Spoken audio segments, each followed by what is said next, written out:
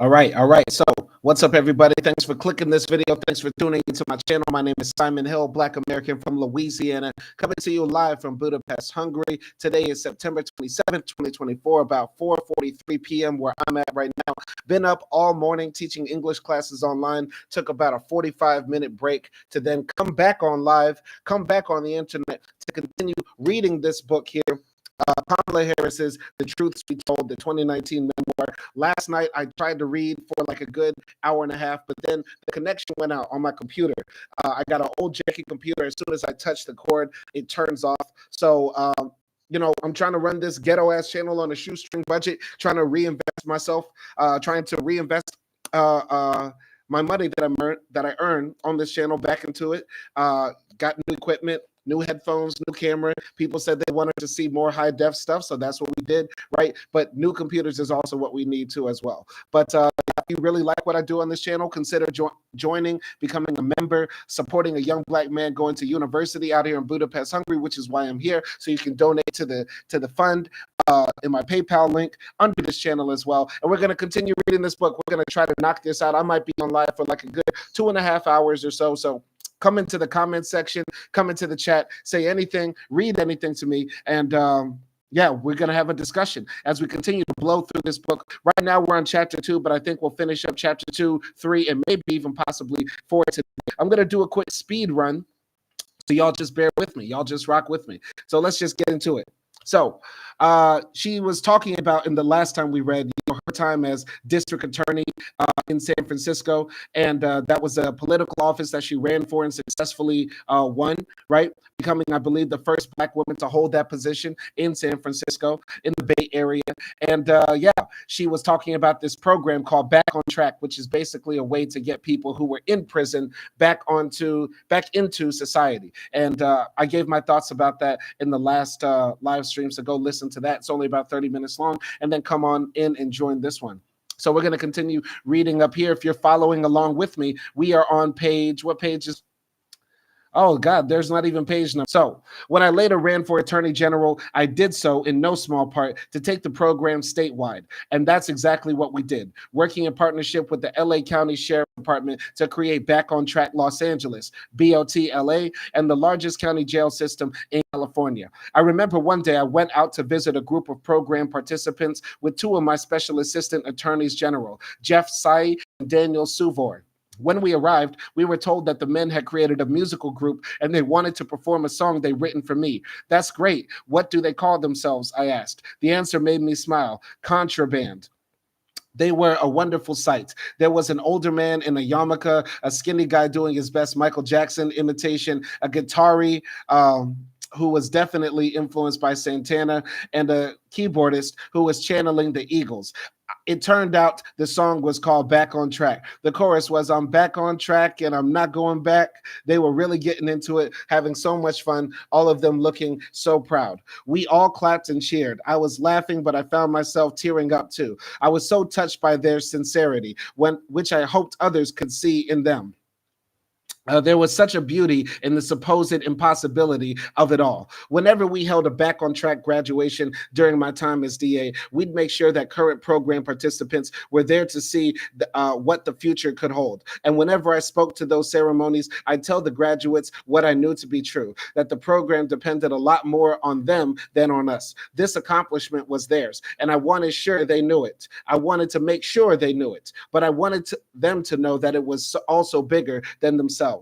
People are watching you, I tell them. They are watching you. And when they see your success, they'll think, maybe we can duplicate that. Maybe we should try it back home. You should feel inspired by that, by knowing that your individual success here will someday create an opportunity for someone you've never met before in some other part of the country. When I first started out as DA and I took out that notepad and made a to-do list, there was a lot I wanted to get done, a lot that needed to get done. I wanted to make sure I accounted for all of it. I even included paint the walls. I was serious too. I've always believed there is no problem too small to fix. I know it may sound trivial, but people were working in offices that hadn't been painted in years. Not only was it a metaphor for the atrophy that has spread across the department, it was just plain depressing. The staff was demoralized. They felt undervalued, disempowered, and beaten down. Painting the walls was a tangible way to signal that I noticed and that things were going to change. I sent the staff a survey asking what they needed most to make the job better. One of the most common requests was for new photocopiers. It turned out that lawyers were spending hours pleading with an ancient machine and trying in vain to clear troublesome paper jams. So I ordered new copiers right away, and we celebrated more than you might expect when they arrived. These were simple things, but the larger goal was restoring professionalism as the highest value. I knew that there was a direct link between professionalizing the operation and making sure it delivered justice. People needed to be at the top of their game. I was leading a DA's office with a former culture that pitted people against one another. I wanted to turn that on its head and make sure we worked as a team. Every Monday afternoon, I'd have all the felony trial lawyers come into the library and present their cases and the verdict and the previous week to a room full of their colleagues. When it was your turn, you'd stand up and talk about the legal issues of your case, how the defense was presented, how the judge had responded, any issues you'd had as with witnesses, and so on. At the end, I always led the applause, no matter the outcome of the case. It wasn't so much about winning or losing, it was about applauding the professionalism of the performance. Professionalism, as I see it, is in part about what happens inside an office, but it's also about how people carry themselves outside the office. When I trained young lawyers, I'd say, let's be clear. You represent the people, so I expect you to get to know exactly who the people are. I tell my team to learn about the communities where they didn't live, to follow neighborhood news, to go to local festivals and community forums for the people means for them, all of them. The San Francisco District Attorney's Office was certainly not the only government agency that was operating poorly, and I certainly wasn't the first person to take over a mismanaged organization and focus on managing it better. But the stakes for repairing the DA's office was greater than making the trains, or in San Francisco's case, cable cars run on time, greater than improving morale and efficiency, greater than budgets and backlogs and conviction rates. At stake was justice itself. In a DA's office, dysfunction necessarily leads to injustice. Prosecutors are human beings. When they are not at their best, they do not perform their best. And that could mean people who should go to prison walk free, and people who shouldn't go to prison end up behind bars. Such is the individual power of prosecutorial discretion.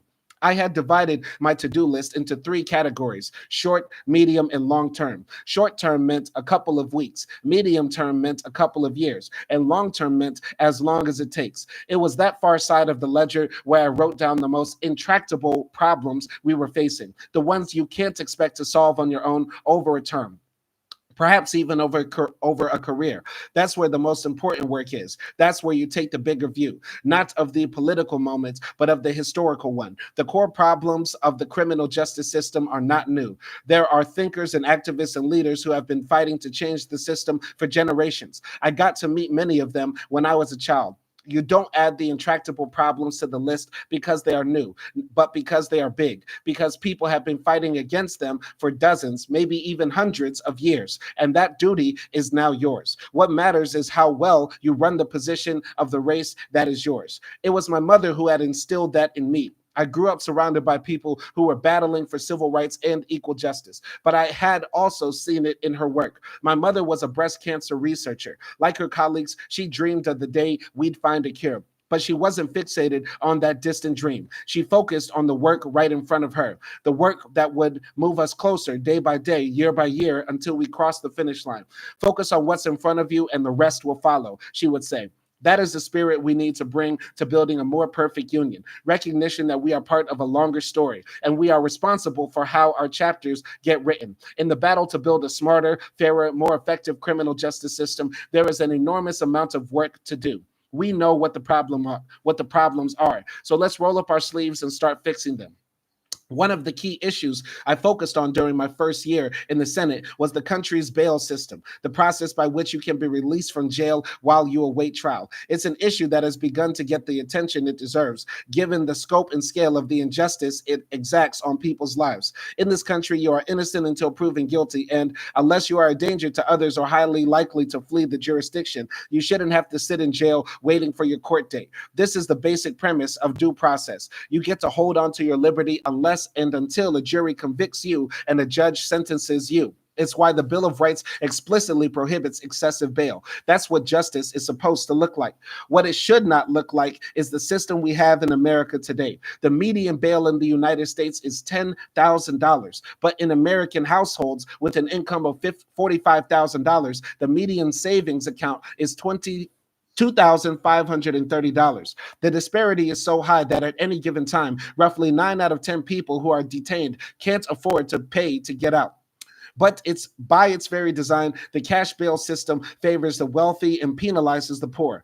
If you can pay cash up front, you can leave. And when your trial is over, you'll get all of your money back. If you can't afford it, you either languish in jail or have to pay a bail bondsman, which costs a steep fee you will never get back. When I was district attorney, I knew that every day families were leaving the Hall of Justice, crossing the street, walking into those bail bonds offices, having done whatever it took to get the cash to pay the bondsman, pawning their possessions, securing predatory payday loans, asking for help from their friends at church. I also knew that people with defensible cases were taking guilty pleas just so they could get out of jail and get back to their job or home to their kids. The New York Times Magazine told the story of a struggling single mother who spent 2 weeks on Rikers Island, arrested and charged with endangering the welfare of a child because she'd left her baby with a friend at a shelter while she bought diapers at Target. This young woman could not afford her $1,500 bail, and by the time she was released, her child was in foster care.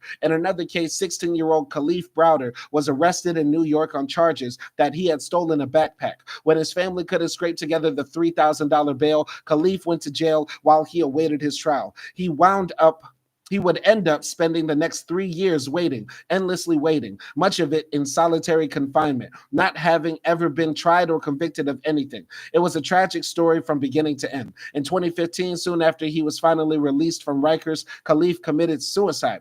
The criminal justice system punishes people for their poverty. Where is the justice in that? And where is the sense? How does that advance public safety? Between 2000 and 2014, 95% of the growth in the jail population came from people awaiting trial. This is a group of largely nonviolent defendants who haven't been proven guilty. And we're suspending $38 million a day to imprison them while they await their day in court. Whether or not someone can get bailed out of jail shouldn't be based on how much money he has in the bank or the color of his skin. Black men pay 35% higher bail than white men for the same charge. Latino men pay nearly 20% more. This isn't the stuff of coincidences. It is systematic, and we have to change it.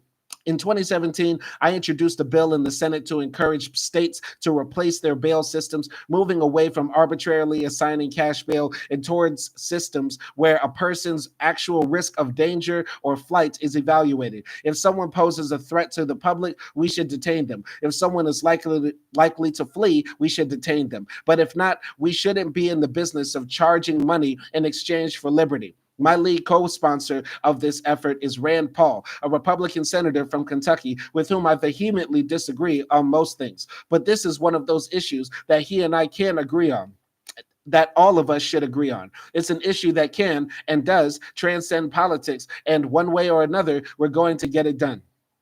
Something else it's past time we get done is dismantling the failed war on drugs, starting with legalizing marijuana. According to the FBI, more people were arrested for marijuana possession than for all violent crimes in 2016. Between 2001 and 2010, more than 7 million people were arrested for simply possession of marijuana. They are disproportionately Black and brown. One stark example, during the first 3 months of 2018, 93% of the people the NYPD arrested for marijuana possession were people of color. These racial disparities are staggering and unconscionable. We need to legalize marijuana and regulate it. And we need to expunge nonviolent marijuana-related offenses from the records of the millions of people who have been arrested and incarcerated so they can get on with their lives. But let's do it with eyes wide open, understanding that there is unfinished business when it comes to legalization. There is no widely used equivalent to a breathalyzer that law enforcement officials agree is consistently reliable. We need to invest in a solution. We also need to acknowledge that we don't know about the effects of marijuana. Because marijuana has been deemed a Schedule I drug, doctors and scientists have been able to do only limited research on its effects. We need to understand any risks, and that means committing ourselves to doing the research, listening to what the science tells us, and acting on that information in our approach. We also need to stop treating drug addiction like a public safety crisis instead of what it is, a public health crisis. When people suffering from drug addiction end up involved in the criminal justice system, our ambition has to be to get them help. It's time that we all accept that addiction is a disease, that it wreaks havoc on people's lives in ways that they don't want and never intended. It's time we recognize that addiction does not discriminate and that our laws shouldn't either. When someone is suffering from addiction, their situation is made worse, not better, by involvement in the criminal justice system. What they need is treatment. What we should fight for a system. And we should fight for a system that provides it. We need treatment and we should fight for a system that provides it. I can agree. And even when people have committed offenses that require jail time, we should reject the notion that they are irredeemable or that they don't deserve a second chance. We still have mandatory minimums on the books, many of which have a disproportionate impact across racial lines. And we have to unravel the decades-long effort to make sentencing guidelines excessively harsh to the point of being inhumane. Thankfully, we have started to see progress. In the decade after we introduced Back on Track, some 33 states have adopted new sentencing and correction policies aimed at promoting alternatives to incarceration and reducing recidivism. And since 2010, 23 states have reduced their prison populations, but there is still much work to do to ensure that punishments are proportionate to the offense. Now we also need to address what happens behind the prison gates. Women now represent the fastest growing segment of our incarcerated population. Most of them are mothers, and the vast majority are survivors of violent trauma that usually goes undiagnosed and untreated. Many are imprisoned in facilities that don't support basic hygiene or reproductive health. As you read this, there are women being shackled while they're pregnant. In some states, they are shackled while giving birth. I have visited women in prison, heard stories of the ways they face the risk of sexual violence when supervised by male guards in the bathroom or shower. In 2017, I was proud to co-sponsor a bill to deal with some of these issues. This is a conversation we rarely have in this country, and we need to. In the near term, one of the most urgent challenges is the fight against those who are ripping apart the critical progress we've made in recent years. The current administration has re-escalated the war on drugs, re-emphasized incarceration over rehabilitation, and rolled back investigations into civil rights violations at police departments that began during the Obama administration. They are even trying to tear up agreements made between the Obama Justice Department and certain police departments that are meant to end policies and practices that violate people's constitutional rights. We can't go backward on these issues when we have only begun to scratch the surface of progress. We have to act with fierce urgency. Justice demands it. One thing we must do is take on head on the racial bias that operates throughout our criminal justice system. And that effort starts with our stating clearly and unequivocally that Black Lives Matter. So one thing we must do is take on head on the racial bias that operates throughout our criminal justice system. And that effort starts with our stating clearly and unequivocally that Black Lives Matter and speaking truth about what that means. The facts are clear. Nearly 4 years after Ferguson, Missouri became the flashpoint for the Black Lives Matter movement, the state attorney general reported that Black drivers there are 85% more likely to be pulled over than their white neighbors. Across the nation, when a police officer stops a Black driver, he is 3 times more likely to search the car than when the driver is white. Black men use drugs at the same rate as white men, but they are arrested twice as often for it. And they pay more than a third more than their counterparts on average in bail. Black men are 6 times as likely as white men to be incarcerated. And when they are convicted, Black men get sentences nearly 20% longer than those given to their white counterparts. Latino men don't fare much better. It is truly appalling. It's one thing to say that Black Lives Matter, but awareness and solidarity aren't enough. We need to accept hard truths about the systemic racism that has allowed this to happen. And we need to turn that understanding into policies and practices that can actually change it. When I was Attorney General, I brought the senior leadership of my investigative bureau together, led by Larry Wallace, the director of my office's Bureau of Law Enforcement, and told them that I wanted to institute an implicit bias and procedural justice training program for our agents. Implicit bias lives in split seconds. It is the unconscious shorthand that our brains use to help us make a quick judgment about a stranger. Frontline officers, more than most, have to make split-second judgments all the time, where implicit bias can have a deadly outcome. The presentation of the subject matter made for a difficult conversation, and understandably so. These senior leaders had dedicated their lives and taken an oath to law enforcement. It wasn't easy to have to reckon with the idea that the men and women of their bureau carry bias with them, that it affects the community, and that they need to be trained to deal with it. But it was an honest conversation, and in the end, the leadership not only agreed it was important, but they also agreed to help create, shape, and lead the training while advocating for its necessity up and down the chain. Larry and my special assistant attorney general, Susie Loftus, then worked to develop a curriculum that could be adopted by police academies and offered to law enforcement agencies statewide. We partnered with the Oakland and Stockton police departments and the California Partnership for Safe Communities to create the training program, and brought in Professor Jennifer Eberhardt from Stanford University to evaluate its effectiveness. It became the first statewide implicit bias and procedural justice course offered anywhere in the country. None of us were naive about what our training course could accomplish. We knew that such an effort alone could not get rid of the bias, of the system of bias. And we surely knew that explicit bias, not just implicit bias, permeated the system. Racism is real in America, and police departments are not immune. At the same time, we knew that better training would make a real difference, that for most members of law enforcement, a better understanding of our own implicit biases could be revelatory. We knew that the hard conversation involved in the training course were the kind that stayed with the person, the kind of thing they take with them to the streets. We need to speak another truth. Police brutality occurs in America, and we have to root it out wherever we find it. With the advent of the smartphone, what was well known only to certain communities is now being seen by the world. People can no longer pretend it isn't happening. They cannot be ignored or denied when we see video of Walter Scott unarmed, shot in the back as he ran from an officer. We cannot ignore the horrified cries of Philando Castile's girlfriend after he was shot 7 times by a police officer while reaching for his driver's license, all with her 4-year-old daughter in the back seat. "It's okay, mommy. It's okay. I'm right here with you," the little girl said, in a heartbreaking attempt to comfort. We cannot forget Eric Garner's desperate words, "I can't breathe," as a police officer strangled him to death during an arrest for selling cigarettes. And we must remember that tragedies like these occur over and over again, most of them unfilmed and unseen. If people fear murder and beatings and harassment from the police who patrol their streets, can we really say that we live in a free society?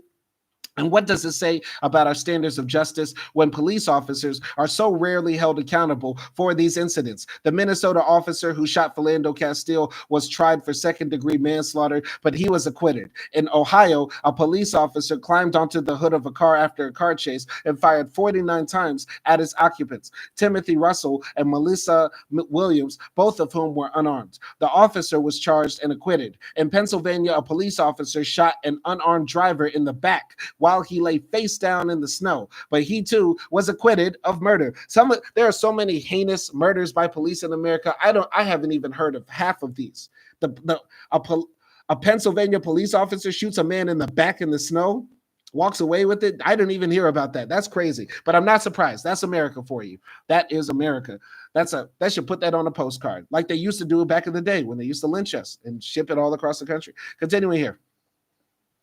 So, if there aren't serious consequences for police brutality in our justice system, what kind of message does that send to police officers? And what kind of message does it send to the community? Public safety depends on public trust. It depends on people believing they will be treated fairly and transparently. It depends on a justice system that is steeped in the notions of objectivity and impartiality. It depends on the basic decency our Constitution demands. But when Black and brown people are most likely to be stopped, arrested, and convicted than their white counterparts, when police departments are outfitted like military regiments, when egregious use of deadly force is not met with consequence, is it any wonder that the very credibility of these public institutions is on the line? I say this as someone who has spent most of my career working with law enforcement. I say this as someone who has a great deal of respect for police officers. I know that most police officers deserve to be proud of their public service and commended for the way they do their jobs. I know how difficult and dangerous the job is day in and day out. And I know how hard it is for the officers' families who have to wonder if the person they love will be coming home at the end of each shift. I've been to too many funerals of officers killed in the line of duty. But I also know this: it is a false choice to suggest that you must either be for the police or for police accountability. I am for both. Most people I know are for both. Let's speak some truth about that too. Make no mistake, we need to take on this and every aspect of our broken criminal justice system. We need to change our laws and our standards, and we need to elect people who who will make it their mission to do so. So let's recruit more progressives into prosecutors' offices where many of the biggest problems and best solutions start. Prosecutors are among the most powerful actors in our system of justice. They have the power to prioritize what they work on. They can choose to focus their time and attention on anything from corporate and consumer fraudsters to sexual predators. They have the power to put criminals behind bars, but they also have the discretion to dismiss cases where police used excessive force or conducted a search and seizure without probable cause. We need people who come from all walks of life and different backgrounds and experiences to sit at the table and wield that kind of power. We also need to keep the pressure on from the outside, where organizations and individuals can create meaningful change. When I was Attorney General, I made sure ours was the first state law enforcement agency to require body cameras for its agents. I did it because it was the right thing to do. But I was also able to do it because Black Lives Matter movement had created intense pressure. By forcing these issues onto the national agenda, the movement created an environment on the outside that helped give me the space to get it done on the inside. That's often how change happens. And I credit the movement for those reforms just as much as anyone in my office, including me. Engaging in the fight for civil rights and social justice is not for the faint of heart. It is as difficult as it is important, and the wins may never taste as sweet as the losses taste sour. But count yourself as part of the lineage of those who refuse to relent. And when we're feeling frustrated and discouraged by the obstacles in front of us, let's channel the words of Constance Baker Motley, one of my inspirations as the first Black American woman appointed to the federal judiciary. Lack of encouragement never deterred me, she wrote. In fact, I think the effect was just the opposite. I was the kind of person who would not be put down. All right. So that's the end of chapter 2. Now we're jumping into chapter 3, Underwater.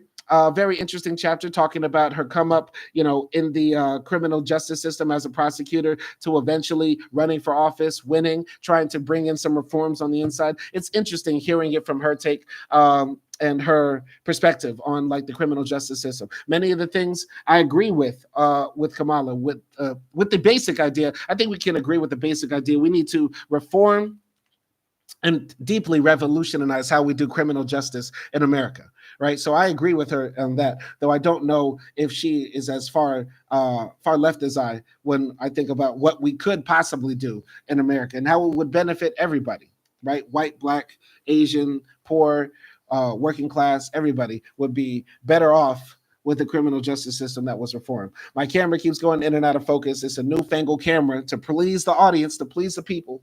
So I hope you like it. Anyway, let's go to chapter 3, Underwater. We were renters for most of my childhood, and my mother took incredible pride in our home. It was always ready for company with fresh cut flowers. The walls were decorated with big posters of artwork by Leroy Clark and other artists from the Studio Museum in Harlem, where Uncle Freddie worked. There were statues from her travels in India, Africa, and elsewhere. She cared a great deal about making our apartment a home, and it always felt warm and complete. But I knew my mother always wanted something more. She wanted to be a homeowner. She would be the first to point out the practical considerations, that it was a smart investment, but it was so much more than that. It was about her earning a full slice of the American dream. My mother had wanted to buy her first home while Maya and I were still young, a place to grow up with a sense of permanence, but it would take many years before she could save up enough money for a down payment. I was in high school when it happened. Maya and I had just gotten home from school when she pulled out got the pictures to show us. A one-level dark gray house on a cul-de-sac with a shingled roof, a beautiful lawn in front, and outdoor space on the side of a bar for a barbecue. She was so excited to show us, and we were so excited to see it. Not only because it meant we got to move back to Oakland, but because of the intense joy we saw in her face. She had earned it, quite literally. This is our house, I would tell my friends. That memory was on my mind when I traveled to Fresno, California in 2010, in the midst of a devastating foreclosure crisis in which so many people had their own piece of the world destroyed. Fresno is the largest city in California's San Joaquin Valley, an area that has been described as the Garden of the Sun. The San Joaquin Valley is one of the world's most abundant agricultural regions, providing a significant share of the fruits and vegetables consumed in the United States. Amid the acres of almond trees, the vineyards full of grapes, live about 4 million people, a population roughly the size of Connecticut's. Many middle-class families saw life in Fresno as their best shot at the American dream. It was a place with a promise, a place they could afford a real single-family home on a suburban street, a place that represented America's vitality, mobility, and hope. In the early 2000s, the population of the San Joaquin Valley was young and glowing, and nearly 40% Latinx. For so many people who moved there, the 6-hour round trip commute to their jobs in San Francisco or Sacramento was exhausting, but a worthy price to pay for what they got in exchange. The sense of dignity, pride, and security that came with becoming an American home owner. New suburban developments seem to sprout up every month, taking root in the fertile soil as if they were another cash crop. That wasn't far off. Fresno's real estate boom was fueled by broader economic trends that ultimately sparked an economic inferno. In the wake of 9/11, central banks around the world slashed their interest rates. The capital-rich environment prompted lenders to become increasingly aggressive, luring more and more borrowers with enticing loan offers like interest only, zero down, and even ninja, no income, no job, no assets.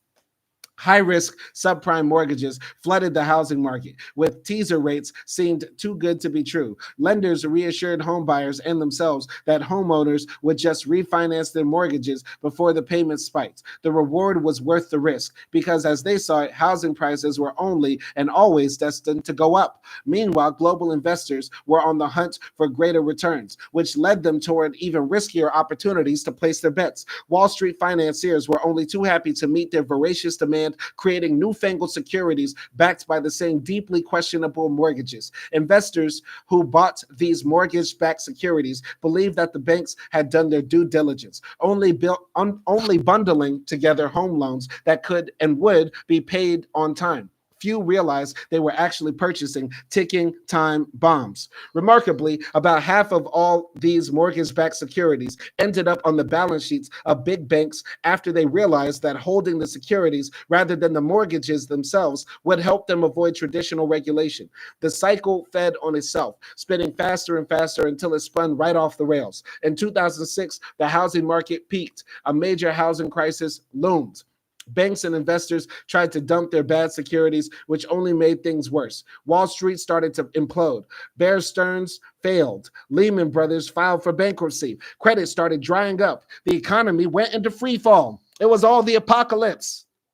By 2009, homes in the Fresno area had lost more than half their value, the largest decline in the nation. At the same time, people living in Fresno were losing their jobs in droves. By November 2010, the unemployment rate had soared to 17%. Meanwhile, the teaser rates on loans had expired, and borrowers' mortgages were doubling. Scam artists and fraudsters descended like vultures, promising frantic homeowners relief from foreclosures, only to take their money and run. This all happened all over the country. Consider the story of Karina and Juan Santillan, who bought a home 20 miles east of Los Angeles in 1999. Juan had worked for 20 years at an ink manufacturing plant, while Karina sold insurance. A few years after they bought their home, the Santillans say people started knocking on the door selling financial products, The Atlantic reported. It was easy money, the Santillans were told. Borrow against your house is sure to gain value. Like millions of Americans, the Santillans were persuaded to take out an adjustable rate mortgage on their home. At the same time, their monthly payment was $1,200. By 2009, it had risen to $3,000, and Karina had lost her job. Suddenly, At the risk of losing their home, they contacted a company that promised to protect them. After paying $6,800 for services that were supposed to help, they realized they had been scammed. 10 years after purchasing their home, they were forced to tell their 4 children they were going to have to leave. Crazy. Crazy. Hypercapitalism. For some reason, man, it still feels like 2008. You know what I mean? I feel like my generation, I don't know how to describe it. It feels like after 2008 was a major turning point. It never went back to A-OK. Unless you were that lucky one to buy a bunch of Bitcoin, it's like it hasn't worked out that well. You know, I know a lot of people are probably making 6 figures. They're 6 feet tall and they got the 6 inch thing. You get what I'm saying? But yeah, I feel like 2008, we still didn't recover. Nobody recovered. Nobody recovered after 2008. It still feels like one long recession. All right, I'm going to continue here. This pattern played out with particular force in Fresno and Stockton. Local leaders pleaded with the federal government to declare the region a disaster area and send help. Disaster area was an apt description. Entire neighborhoods were abandoned, and the area was suffering one of the highest foreclosure rates in the nation. Sometimes families were struggling so hard to pay their mortgages that they would abruptly pick up and leave. I heard stories of pets being abandoned because their owners could no longer afford to keep them, a phenomenon the Humane Society was reporting all across the country, from Little Rock to Cleveland to Albuquerque. When I visited Fresno, I was told that abandoned dogs have been seen roaming in packs. I felt like I was walking through the aftermath of a natural disaster, but this disaster was man-made. When the crash finally bottomed out, 8.4 million Americans nationwide had lost their jobs. Roughly 5 million homeowners were at least 2 months behind on their mortgage, and 2.5 million foreclosures had been initiated. 2.5 million foreclosures initiated. There is something clinical about saying it that way. Something that makes the human tragedy and trauma seem abstract. Foreclosure is not a statistic. Foreclosure is a husband suffering in silence, knowing he's in trouble, but too ashamed to tell his partner that he has failed. Foreclosure is a mother on the phone with her bank, pleading for more time just until the school year is over. Foreclosure is the sheriff knocking at your door and ordering you out of your home. It is a grandmother on the sidewalk in tears, watching her life's possessions being removed from her house by strangers and left exposed in the yard. It is learning from a neighbor that your house was just auctioned off on the steps of City Hall. It is the changing of locks, the immolation of dreams. It is a child learning for the first time that parents can be terrified too.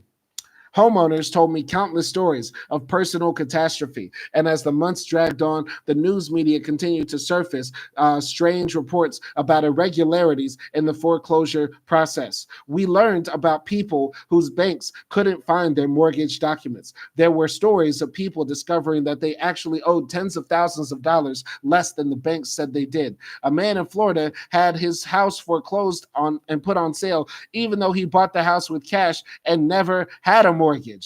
What? That's insane. No, I'm not going to say that, but I would go ballistic. I would go postal in the bank if they tried to take my house and I paid cash for it. Didn't have a mortgage. Let me pay my high property taxes and that's it. Leave me alone. All right. Tales emerged of a process that became known as dual tracking. Through a program with the federal government, banks were working with borrowers on one track to modify loan terms, which was supposed to make it easier for people to stay in their homes. But often borrowers were working on a second track too, foreclosing on homes anyway, even after making such modifications. Even after the homeowner had spent several months paying the new reduced amount, the banks left homeowners with no explanation, no point of contact, and no recourse. Clearly, something had gone awry, but it wasn't until the end of September 2010 that a major part of the scandal would break wide open. That was when we learned that the country's largest banks, including Bank of America, JP Morgan Chase, and Wells Fargo, have been illegally foreclosing on people's homes since 2007, using a practice that became known as robo-signing.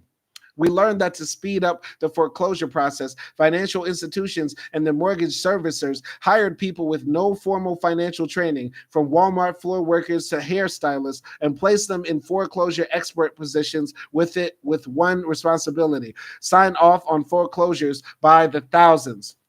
In depositions, robo-signers acknowledged that they had little or no familiarity with the documents they were paid to improve. The job wasn't to understand and evaluate. It was simply to sign their name or to forge someone else's. They got paid $10 an hour and they got bonuses for volume. There was no accountability, no transparency, none of the due diligence required by law. From the bank's point of view, the faster they got bad loans off their balance sheet, the faster their stock price would rebound. And if that meant breaking the law, so be it.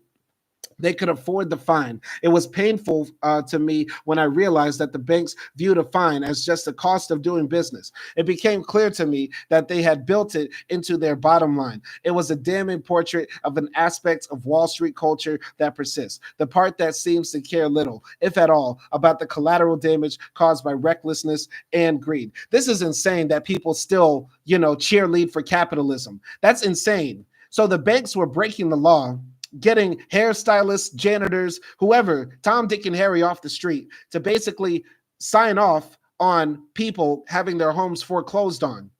That's insane to think about. Absolutely insane. I know they probably grabbed random people and didn't do it themselves because probably in the law it says you need to have certified foreclosure experts sign off on a foreclosure if the owner of the house doesn't want to or something like that. So what the banks did is like, yeah, we'll follow the law. We created our own agency because they're not going to police us anyway. We're the banks, right? We run America.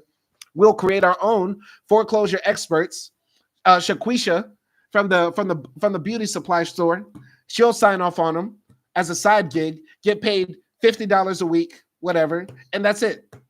That's crazy. That's absolutely insane.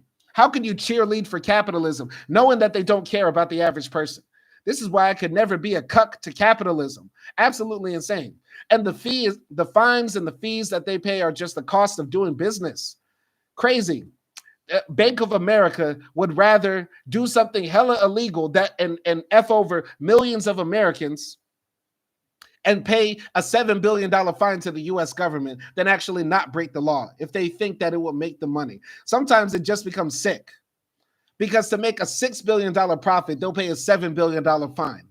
But they just don't want to miss out on the opportunity to make money. What was it? Wells Fargo was illegally charging people in their checkings accounts and savings accounts for years.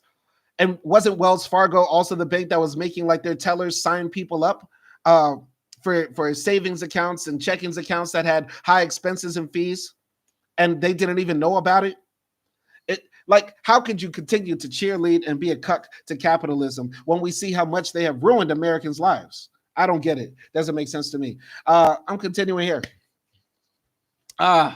So I had seen it up close in the district attorney's office where we'd prosecuted mortgage scammers for defrauding the elderly and veterans. In 2009, as DA, I created a mortgage fraud unit to fill in the areas of chronic under enforcement by the federal government. But as the foreclosure crisis ballooned, I was eager to take on bigger culprits, to go after the bad acting banks themselves. And it seemed I might have a chance. On October 13th, 2010, the attorney generals of all 50 states agreed to join together in what's known as a multi-state investigation. It was billed as a comprehensive nationwide law enforcement effort to uncover the bank's actions in the foreclosure crisis. I was eager to join the fight, but there was just one small my campaign for the multi-state when the multi-state was announced, and there was still 3 weeks left until Election Day. The polls were predicting a very close race.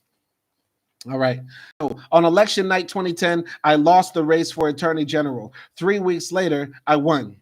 I'd started the evening with what had become a ritual, a friends and family dinner. Then we headed to the election night party, which we held on the San Francisco waterfront. In the headquarters of my dear friend Mimi Silbert's Delancey Street Foundation, a leading residential self-help and job training organization for addicts, substance abusers, the formerly incarcerated, and others trying to turn their lives around. We arrived as results started to trickle in from precincts around the state. In the main room, supporters were gathered, waiting in anticipation for the results. Behind them stood risers for TV cameras and press pointed at the stage. We went in through the back and into a side room where my staff was gathered. They had arranged 4 tables into a square, and most of them were sitting there, staring at their laptops, hitting refresh on the website, keeping track of the tally. I greeted everyone, my spirits high, and thanked them for all their hard work. Then A. Smith, my chief strategist, pulled me aside. How's it looking? I asked. It's going to be a very long night, Ace said. My opponent was in the lead. I'd always known that I could take nothing for granted. Even plenty of fellow Democrats had considered me a long shot, and some hadn't held back in saying so. One longtime political strategist announced to an audience at UC Irvine that there was no way I could win because I was a woman running for attorney general, a woman who is a minority, a woman who is a minority who is anti-death penalty, a woman who is a minority who is anti-death penalty, who is DA of wacky San Francisco. Old stereotypes die hard. I was convinced that my perspective and experience made me the strongest candidate in the race, but I didn't know if the voters would agree. The past few weeks, I'd done so much knocking on wood that my knuckles were bruised. By 10 p.m., we were not much closer to knowing the outcome of the race. I was trailing, but we knew that a lot of precincts had yet to report. Ace suggested that I go out and address the crowd. The cameras aren't going to stay much longer, he said. And so if you have a message for your supporters tonight, I think you should do that now. It sounded like a smart idea to me. I left the staff room, spent a few quiet minutes thinking about what I would say, then straightened my suit jacket and walked into the main room and onto the stage. I told the audience that it was going to be a long night, but that it was going to be a good night too. My opponent was losing ground by the minute. I assured them. I reminded them what our campaign was about and what we stood for. This campaign is so much bigger than me. It is so much bigger than any one person. At some point during my speech, I noticed a shift in the room. People seemed to be getting emotional. Back in the staff room, I later learned two of my best friends, Chrisette and Vanessa, were sitting on the couch, sipping wine, listening to my speech. Chrisette turned to Vanessa. I don't think she knows. I don't think she knows either. You got to tell her. Nope. I was just finishing my remarks when I saw Debbie Meslow, my longtime communications advisor, approaching. She mouthed to me, "Get off the stage and go back to the room now." That wasn't reassuring. I finished my remarks and was making my way to Debbie when I was intercepted by a reporter and her cameraman. "So what do you think happened?" she asked, putting the microphone in my face. "I think we ran a really great race and it's going to be a long night," I said. The reporter seemed confused and so was I. The more questions she asked, the more it was clear we weren't connecting at all. Clearly something had happened and I was out of the loop. When I finally got back to the staff room, I learned what? While I'd been on stage talking about what lay ahead, the San Francisco Chronicle had called the race for my opponent. No wonder people were crying. I'd been the only one out there who thought we were still in the game. Okay. Realizing that our hometown paper had called the race against us felt like a punch in the gut. The mood was grim as my team and I huddled together in the green room. After so many months of working so hard, excitement was giving way to exhaustion. I looked around at the slumping shoulders and sad expressions. I couldn't bear the thoughts of sending our volunteers home feeling this way. Ace called me over. "Listen, I'm looking at the numbers, and a lot of our strongest areas haven't come in. They called the race too early. We're still in this." I knew we couldn't see the future, but Ace wasn't the kind of person who blew smoke. He knew California down to the precinct level, better than perhaps anyone in the state. If he thought we were still in it, I believed him. I told my supporters we weren't giving up. My opponents had a different view of things. Around 11 p.m., he stood up in front of the cameras and delivered a speech in Los Angeles declaring victory. But we waited and waited, getting regular updates from the field and trying to keep one another's spirits high. Around 1 a.m., I leaned over to my childhood friend Derek, who was like a cousin and who owned a chicken and waffle restaurant in Oakland. "Is your kitchen still open?" "Don't worry," he promised. "I'll take care of it." Sure enough, the next thing I knew, Delancey Street was filled with mouth-watering aroma of fried chicken and cornbread and greens and candy yams. We all gathered around the aluminum pans and ate. About an hour later, with 89% of the precincts in, we were tied. Finally, I turned to Maya. "I'm exhausted. Do you think anybody's going to have a problem if I leave?" "Everybody will be fine," she assured me. "People are waiting for you to leave so they can too." That's kind of funny. I went home and got maybe an hour or two of sleep, only to be jolted back awake by the sound of news helicopters circling in the sky. The Giants were celebrating their first World Series win in more than 50 years with a parade down Market Street. Most of the city was dressed in orange and black.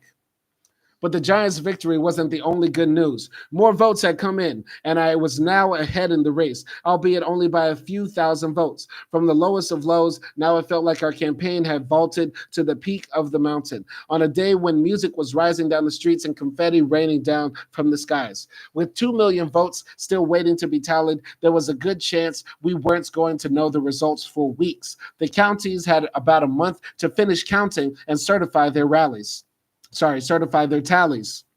My phone rang.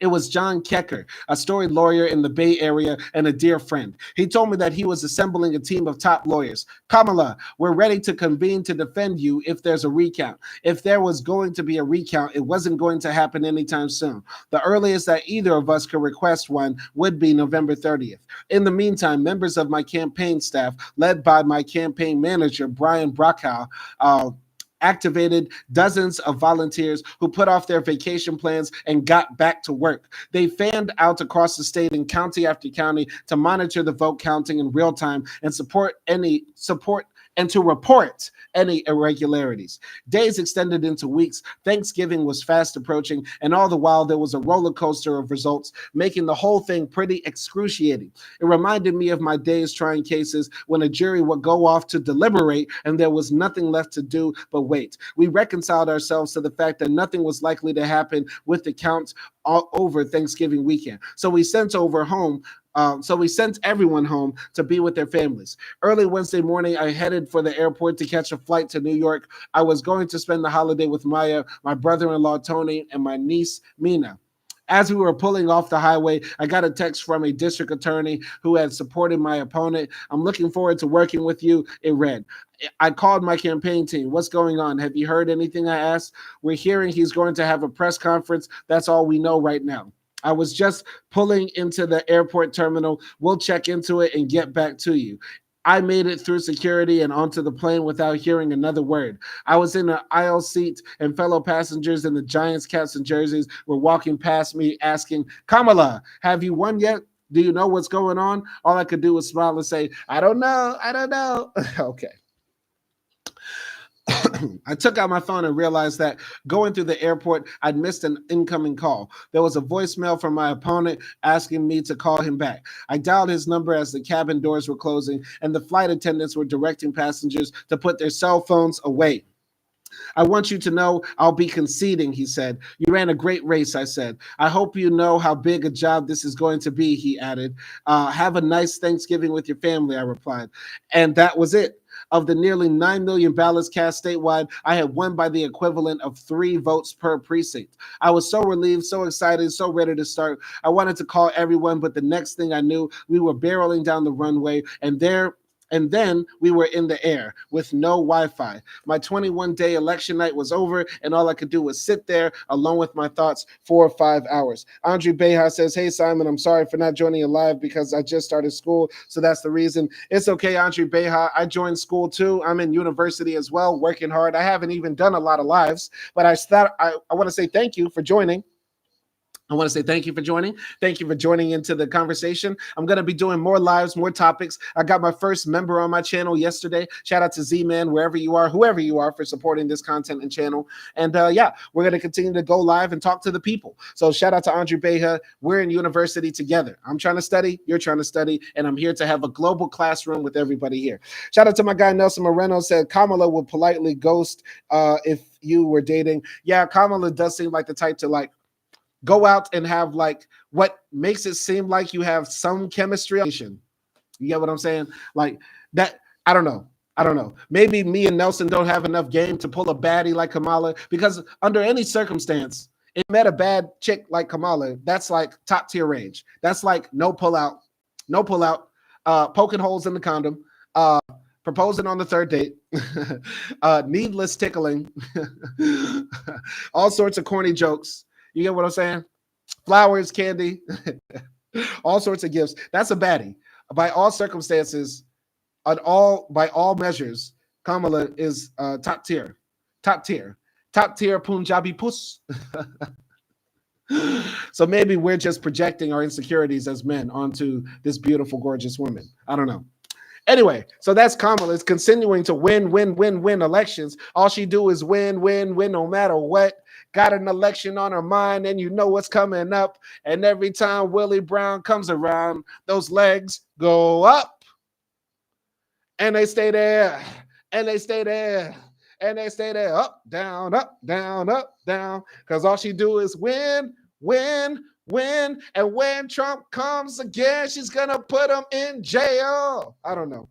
Shout out to DJ Khaled. That was really bad. That was really bad. I'm just having fun with this new microphone. Y'all let me know how this goes. Y'all let me know how the new mic sounds. All right. Andre Beha says, nice song. Shout out to Andre Beha. Persian Detier. Persian Detier. I got some cool Kosovars, some cool Albanians at my school. I hope they don't see my videos. I hope the cool Albanians and Kosovars at my school don't see my videos. They gonna be mad at me, but I'm gonna tell them I don't give a what. I don't give a what. I don't care. Shout out to Kosovo, Kosovo. Anyway, let's continue on in the story about Kamala. Anyway, because the count had taken so long, there was only a month to process the victory before my swearing in. And beyond the election, I was also still processing the grief of my mother's death. She'd passed away the year before in 2009 as the long, hard-fought campaign was just getting underway. I will say more about this in a chapter to come, but needless to say, it was crushing to lose her. I knew what my election would have meant to her, how I wish she could be there to see it. All right. Andre Beha says, haha, thanks a lot. No, thank you to you for joining. Once again, always thanks to everybody up in the chat. Much appreciation. Reading every single comment. Tell your mama, tell your granddaddy to come. Tell your uncles to come. Anyway. When January 3rd, 2011 arrived, I walked down the stairs of the California Museum for Women, History, and the Arts in Sacramento to greet the standing room only crowd. We had arranged for a wonderful inaugural ceremony with Bishop T. Larry Kirkland, Sr., giving the opening invocation and a gospel singer at the close. Flags were waving, dignitaries were there. Observers peered down from the balcony. Maya held Mrs. Shelton's Bible as I took the oath of office. But what I remember most vividly about the day was the worry I felt about saying my mother's name in my address while keeping my composure. I'd practiced over and over again and choked up every time, but it was important to me that her name be spoken in that room because none of what I had achieved would have been possible without her. Andre Beha says, I don't have a grandparent. I don't know who you're talking about. I'm not saying you don't have a grandparent. Oh, okay. Yeah, I know what I said because earlier I said invite your daddy, invite your mama, invite your grandparents. Okay. Invite whoever to come into Simon Hill Keeps It Trails live stream chat. We're going to have some call-in shows too. My guy Nelson Moreno just jumped in. He said just created a new Twitter account. Well, join us because we're going to be doing the live stream reviewing Elephant soon. Would love to hear your takes. You can always join. Just follow me. I'll send you the invite for when we review Elephant. Nelson, come on, join in. Everybody's welcome. I don't know if we're going to do that tonight or tomorrow, but it's definitely going to get done. I got a lot of movies. I want to go on a little movie binge and do at least 3 this weekend. But let's see if we can get it done. Y'all. So yeah, everybody follow me on Twitter, Laji M. Riki. So I practice. So let's go here. Today, with this oath, I told the crowd, we affirm the principles that every Californian matters. It was a principle that would be put to the test in the heady weeks that followed. Later that month, 37,000 homeowners lined up in Los Angeles to plead with banks to modify their mortgages so they could stay in their homes. In Florida, there were lines that quite literally stretched for days. In the 1930s, we have bread lines, said Scott Pelley on 60 Minutes during a segment on the foreclosure crisis. Venture out before dawn in America today, and you'll find mortgage lines. On my first day in office, I gathered my senior team and told them that we needed to get involved right away in the multi-state investigation into the banks. I had appointed Michael Troncoso, a longtime member of my team, as chief counsel in my attorney general's office, and Brian Nelson as special guest assistant attorney general. I asked them to dig in and get us up to speed. Inside the office, we were preparing for battle. Outside the office, we were constantly reminded of who we were fighting for. At every event we held, there was always a group of people, sometimes 5 or 10 or 20, who had come in the hope of seeing me and asking for my help face to face. Most brought their paperwork with them, accordion folders and manila envelopes overflowing with mortgage documents and foreclosure notices and handwritten notes. Some had driven hundreds of miles to find me. So these people are really trying to work hard. It's a shame. One of the biggest tragedies in America is that we bailed out the banks, but we didn't bail out the people who had mortgages. America would be much better off had those people been able to stay in their homes. Everybody just gets a free home. All right, everybody, y'all might have fucked up. Y'all might have slipped through the system. Y'all tricked the banks into giving you a 4-bedroom, 3-bathroom McMansion out in the suburbs of Louisville, Kentucky. All right. But y'all, that's the last one, because America always does this. America lets a bunch of people slip through the cracks, get a bunch of crimes done, or fuck up some way and fail upwards, right? During Prohibition, a bunch of people were running alcohol out of Cuba, running alcohol out of Canada into America, and guess what they became? The Kennedys. You get what I'm saying? Like, America allowed a bunch of poor, wicked criminals, prostitutes to flood into America from Europe for centuries, and they end up becoming the Donald Trumps, the Bill Clintons, et cetera, et cetera. You get what I'm saying?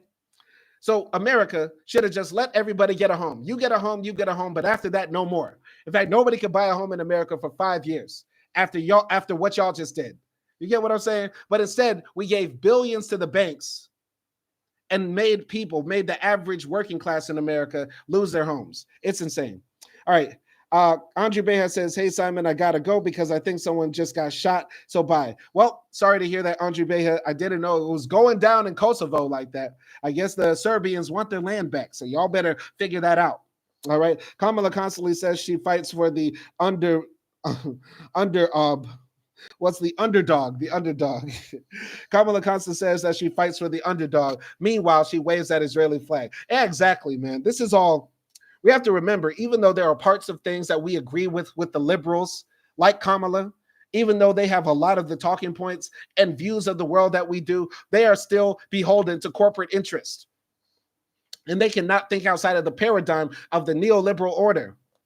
Kamala says, we're fighting for the underdog. We're fighting to have justice and peace in the world. Meanwhile, she says that Israel has the right to defend itself by any means necessary. And if they have to exterminate the Palestinian people, then so be it. So be it. So be it. No. This is insane. All right, continuing here. I'll never forget the woman who interrupted a small healthcare event I was doing at Stanford. She stood up in the audience, tears streaming down her face, depression in her voice. "I need help. You need to help me. I need you to help call the bank and tell them to let me stay in my home. Please, I'm begging you." It was heartbreaking. I also knew there were tens of thousands of people just like her fighting for their lives who didn't have the ability to track down the Attorney General in person. So we went directly to them, holding roundtable meetings in community centers across the state. I wanted them to see us. I also wanted my team to see them so that when we were sitting across from the bank executives in the conference room, we'd remember who we were representing. At one of these convenings, I was speaking to a man about the problems we were having with the banks. His youngest son was playing quietly nearby, and then the little boy came over and looked up at his father. "Daddy, what does underwater mean?" I could see the awful fear in his eyes. He thought his father was literally drowning. It was a terrible thing to contemplate. But the metaphor was apt. A lot of people had gone under. Still more were clinging by their fingernails to the edge. And every day that went by, more and more of these desperate people were losing their grip. Over the course of our battle with the banks, we'd heard so many stories that underscored that these issues weren't intellectual or academic. They were about people's lives. At one homeowners roundtable, a woman described with pride the home she had saved up to buy in 1997, the first home she'd ever purchased as an adult. After falling 1 month behind on a loan payment in early 2009, she called her lender asking for advice. Representatives for the lender said they could help, but after months of their insisting, she produced and faxed them endless paperwork of sending her documents without explanation and demanding that she sign, of keeping her in the dark as she sought answers to her question. Her home was foreclosed upon from under her feet. Fighting back tears as she shared her story with me, she said, "I'm sorry, I know it's just a house," but she knew, as we all do, that it's never just a house. My first opportunity to get personally involved in the multi-state talks arrived in early March. The National Association of Attorneys General, whose acronym NAAG is appropriate, was holding its annual multi-day meeting at the Fairmont Hotel in Washington, D.C. I flew in with my team. All 50 attorneys general were there seated in alphabetical order by state. I took my spot between Arkansas and Colorado. As the conversation turned from general business to the multi-state investigation, it suddenly became clear to me that the investigation wasn't complete, that there were still many unanswered questions, yet they were talking settlement. They had a number on the table, and I got the impression that it was basically a done deal. All that seemed left to do was divide the money among the states, and that was exactly what was happening. I was dumbfounded. What was the number based on? How did they come up with it? How could we negotiate a settlement when we hadn't completed an investigation? But what shocked me most wasn't the choosing of an arbitrary dollar figure. It was that in exchange for settling, the banks were going to be giving a wholesale release against any potential future claims, a blank check of immunity for whatever crimes they might have committed. That meant that by settling with them on the issue of robo-signing, we could be prohibited from bringing a future case against them that related to the mortgage-backed securities that had caused the crash. During a break in the session, I gathered my team. The settlement was going to be on the agenda again in the afternoon. I'm not going to that meeting, I told them. This thing is baked. I knew, I think she wanted to use another B word. I knew that if I joined the meeting, the conversation would just pick up where it had left off. They weren't going to turn back just because a new AG expressed concerns. But if they knew I would pull out of the negotiations, if I had to, that might move some minds. California had more foreclosures than any other state, making it the biggest exposure of liability for the banks.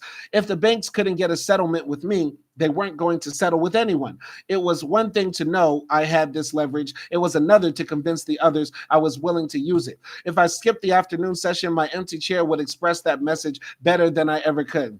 My staff and I left the Fairmont and took a cab to the Justice Department. We called Tom Pirelli on the way to let him know we were coming. Pirelli was the U.S. Associate Attorney General. It was his job, among other things, to oversee the multi-state investigation on behalf of the federal government. I told him that of the 10 cities hit hardest by the foreclosure crisis at the time, 7 were in California, that it was my job to get to the bottom of it, and that I couldn't sign on to anything that was going to preclude me from doing my own investigation.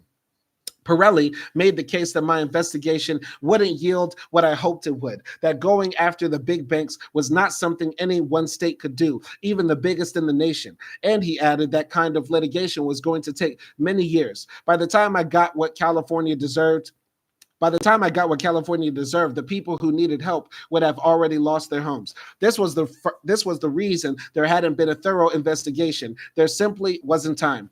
Later that afternoon, I met with Elizabeth Warren, who at that time was working at the Treasury Department, building what would become the Consumer Financial Protection Bureau. I raised the same concerns with her, and she was sympathetic and supportive. As an administration official, she couldn't outright tell us to go our own way, but I got the strong sense she would understand if I persisted. We flew home that night and got right to work. I had been told that, as things stood, California was going to get somewhere between $2 billion and $4 billion in the settlement. Some of the lawyers in the office thought it was a big number, big enough to take. My point to them was, compared with what? If the bank's illegal schemes had caused a lot more than $2 billion to $4 billion in damages, then those really big numbers would start to look really small. The immediate challenge was that our office wasn't equipped to answer that riddle. It was a problem that required economists and data scientists, not lawyers. Recognizing the hole in our game, I decided to hire some experts and put them to work crunching the numbers. I wanted to know how many underwater homeowners there were county by county so that we could target relief to the highest pain points. I also wanted to understand what we were dealing with in very human terms. How many people was the money going to help? How many would be left to fend for themselves? How many children were affected by the foreclosure crisis? The results were as unacceptable as I had feared. Compared with the devastation, the banks were offering crumbs on the table, nowhere near enough to compensate for that damage they had caused. We need to be prepared to walk away from the settlement, I told my team. There's no way I'm taking this offer. I told them that it was time to open up our own independent investigation. Look, we're a guest at someone else's party and we don't have our own car, I said. We need our own ride so that when we're ready to leave, we can leave. Even before taking office, I'd planned with my team to launch a statewide effort to investigate the fraud. Now was the time. That May, we announced the California Attorney General's Mortgage Fraud Strike Force, a unit of the best and brightest lawyers from our consumer fraud, corporate fraud, and criminal divisions, as well as sworn investigators. The robo-signing settlement was a critical part of the investigation, but our scope was even wider. I wanted to go after Fannie Mae and Freddie Mac, which own 62% of new mortgages nationwide. I wanted to investigate the mortgage-backed securities that JP Morgan Chase had sold to the California Public Employee Pension Fund. And I wanted to go after the predators who had exploited these vulnerable communities, promising to save homeowners from foreclosure for a price, only to steal what little they had left. The fact that we were doing our own investigation aggravated the multi-state negotiators. The banks were furious that I was causing trouble. The settlement was now in doubt, but this had been my goal. Now, instead of merely noting my concerns, the state attorneys general and the banks would have to answer them too. Over the course of the summer, we focused on two tracks: the investigation on one, the settlement talks on the other. For my team, that meant working all hours of the day and night, traveling up and down the state and back and forth to Washington. Still, the negotiations were getting nowhere. The banks balked at our demands. At the same time, the rate of foreclosures picked up significantly in California. In August, the New York Attorney General pulled out of the multi-state negotiations. In the aftermath, it seemed that everyone's eyes had turned to me. Would I leave the negotiations too? I wasn't yet ready to do that. I wanted to exhaust every reasonable possibility that the banks would meet our demands. There were important reforms that were part of the negotiation, and I wanted to see them implemented. We were being presented with a false choice: the reforms or the money. I wanted both. And I knew the time was of the essence. In a homicide case, the body is cold. You're talking about punishment and restitution after the fact. In this situation, the harm was still unfolding. While negotiations went on, hundreds of thousands of more homeowners had gotten foreclosure notices. It was happening every day and in real time. There were huge areas, entire zip codes, where people were hundreds of thousands of dollars underwater. My team and I poured over the numbers weekly, a dashboard of despair describing how many people were 30, 60, 90 days from losing their homes. Before I walked away from the table, I wanted to take one last shot at getting a fair deal and some real relief for my state. To that point, the day-to-day negotiations have been led by Michael and a team of veterans of the California Department of Justice. The next meeting was being held in September, and the general counsels of the major banks had asked me to attend. I was sure they wanted me there so they could size me up from across the table. This new attorney general from out of nowhere. Good. I wanted to size them up too. We arrived at the offices of Debevoise and Plimpton, the Washington law firm that was hosting the meeting. We were led into a large conference room where more than a dozen people were gathered. After a few polite hellos, we took our seats around a long, imposing conference table. I sat at one head of the table. The chief counsels of the big banks were there, along with the team of Wall Street's best lawyers, including a man known as the trauma surgeon of Wall Street. The meeting was tense from the moment it began. Bank of America's counsel opened by turning to my negotiating team and complaining about the terrible pain we were putting the banks through. I'm not kidding. She said that the process was frustrating, that the banks had been through enormous trauma, that employees there were working to respond to all the investigations and regulatory changes since the crash. Everyone was exhausted, she told us, and she wanted answers from California. What was the holdup? I ripped right in. You want to talk about pain? Do you have any understanding of the pain that you've caused? I felt it viscerally. It made me so angry to see homeowners suffering downplayed or dismissed. There are a million children in California who aren't going to be able to go to their school anymore because their parents lost their home. If you want to talk about pain, I'll tell you about some pain. The bank representatives were calm about defensive. Sorry. All right. Nelson says, if Kamala becomes president, she will fight the banks, meaning Israel. Yeah, this is sarcasm. Absolutely. Yeah, Kamala's in her book, she seems like the ultimate social justice warrior, like whipping that perm, walking into the meetings, strutting her, shoulder blades in the spiky jackets, like some 80 boss bitch. You get what I'm saying? But no. No. We know it's not this. We know it's not this.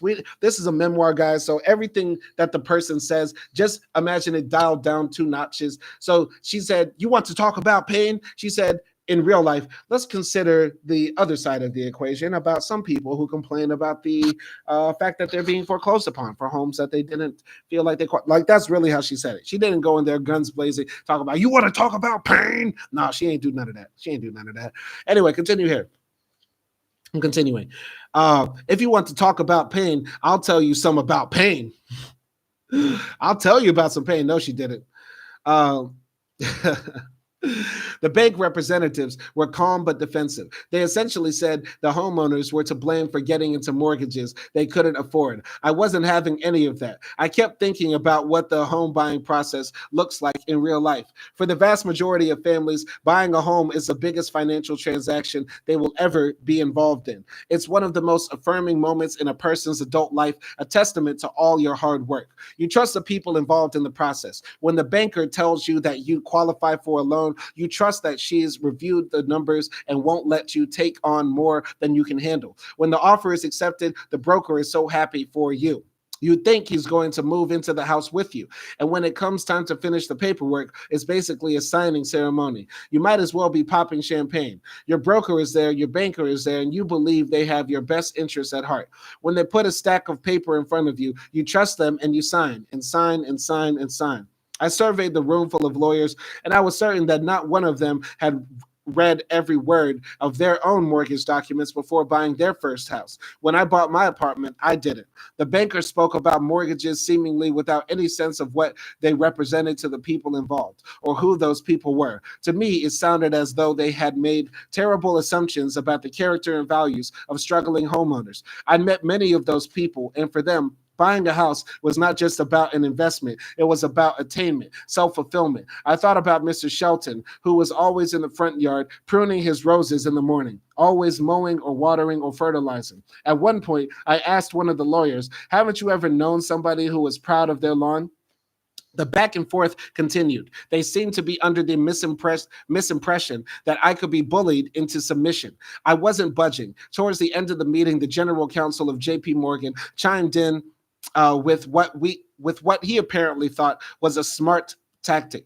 He told me that his parents were from California and that they had voted for me and liked me. And he knew there were a lot of voters back home who would be really happy with me if I just settled. It was great politics. He was sure of it. I looked him straight in the eye.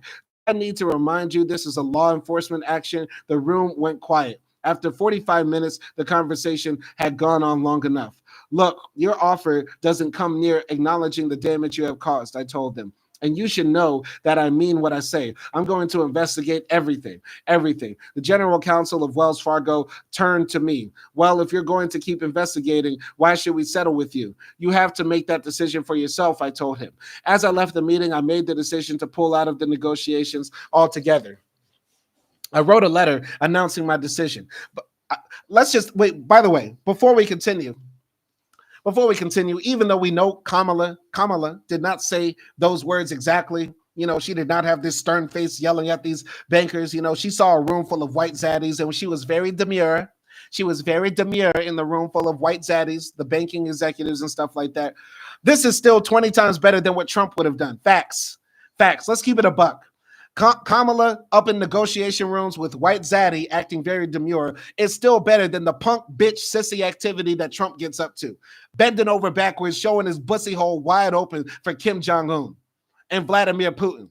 Walking out of meetings with Vladimir Putin looking very demure, very cocked, getting his shit rocked by all other world leaders whenever he sits down and talks with them. Can't never negotiate, just knows how to blow hard. You get what I'm saying? This is still 20 times better than Trump activities. Pussified Trump activities. Kamala still got bigger nuts, even if she's acting very demure up in the meetings with white zaddy in the offices. All right, let's keep it a buck. Let's keep it absolutely real. When Trump describes his meetings, you would think he is getting fucked. You would think this nigga is getting fucked. Okay, I'm continuing here. Hold on. I wrote a letter announcing my decision, but I waited to release it until Friday evening after the markets had closed. I knew that my words could move markets, and that wasn't my intention. This wasn't about grandstanding or making a scene or tanking share prices. This was about trying to help get justice for millions of people who needed and deserved help, and also so I can move a few stocks in my portfolio to make sure I make a profit. Because that's what all these politicians do, like Nancy Pelosi and them. All these politicians, they know if they're a part of some big investigation into a company and they know the information that they're about to release could take the stock price, they're selling their assets, because there's no law in the books right now that says that insider trading, basically from the White House or from the Senate or from any political power position in America, is not illegal. You can do that. You can legally do that. If you want to make a ton of money, just become a politician in America, trade some stocks with the information double it up in 2 years, 3 years, 4 years, boom, and get out. Then go into private practice. That's it. All right. Continuing here. Last week, I went to Washington, D.C. in hopes of moving our discussions forward, I wrote. But it became clear to me that California was being asked for a broader release of claims that we can accept and to excuse conduct that has not been adequately investigated. After much consideration, I have concluded that this is not the deal California homeowners have been waiting for. I started getting phone calls from friends who were afraid that I had made too powerful an enemy, from political consultants who warned me to brace myself because the banks were going to spend tens of millions of dollars to throw me out of office, from the governor of California. I hope you know what you're doing. From White House officials and cabinet secretaries trying to bring me back to the talks. The pressure was intense and constant, and it was coming from all sides, from longtime allies and longtime adversaries and everyone in between. But there was another kind of pressure too. Millions of homeowners had raised their voices, along with activists and advocacy organizations that were mobilizing based on our strategy. We knew we weren't alone. Still, this period was hard. Before bed, I would say a small prayer. God, please help me do the right thing. I prayed that I was choosing the right path and for the courage to stay the course. Most of all, I'd pray that the families counting on me remain safe and secure. I knew how much was at stake. I often found myself thinking about my mother and what she would have done. I know she would have told me to hold fast to conviction, to listen to my gut. Tough decisions are tough precisely because the outcome isn't clear. But your gut will tell you if you're on the right track, and you'll know what decision to make. During those days, Beau Biden, Delaware's attorney general, became an incredible friend and colleague. The banks were in Beau's backyard, and the foreclosure crisis hadn't hit Delaware as hard as it had other states. By some measure, he had every reason to keep his head down and toe the line. But that wasn't who Beau was. Beau was a man of principle and courage. From the very beginning, he had consistently objected to the deal. He hammered on the points that I was making too. Not enough money, no investigation into the scope of the fraud. Like me, he wanted testimony and documents. He wanted proof that the banks even owned the mortgages they were foreclosing on. And he never budged from that position. He had also opened up his own investigation, and we were actively sharing the information we uncovered. There were periods when I was taking heat, when Beau and I talked every day, sometimes multiple times a day. We had each other's backs. I had other great allies in the fight too. Martha Coakley, then the Attorney General of Massachusetts, was tough and smart and meticulous in her work. My now Senate colleague, Catherine Cortez Masto, was Nevada's Attorney General at the time, and she became a formidable ally as well. Nevada, like California, had been pummeled by the crisis, and Catherine, who'd been in office since 2007, had formed her own mortgage fraud strike force in 2008. She, like me, was determined to fight the banks, and in December 2011, she and I joined forces to probe foreclosure fraud and misconduct. I could not have asked for better or more resolute teammates. At the height of this period, I was constantly traveling the country with my team. I'll never forget the time we flew out to Washington, D.C., dressed for the winter, only to find out that we would need to go to Florida the following day. Brian and I ended up racing into a clothing store in Georgetown to find more weather-appropriate attire. It was an awkward moment of levity, as if we critiqued each other's choices off the rack. By January, the banks were exasperated. Michael came into my office. I just got off the phone with the general counsel of JP Morgan. He said, I told him what the deal was, that we weren't budging off our position.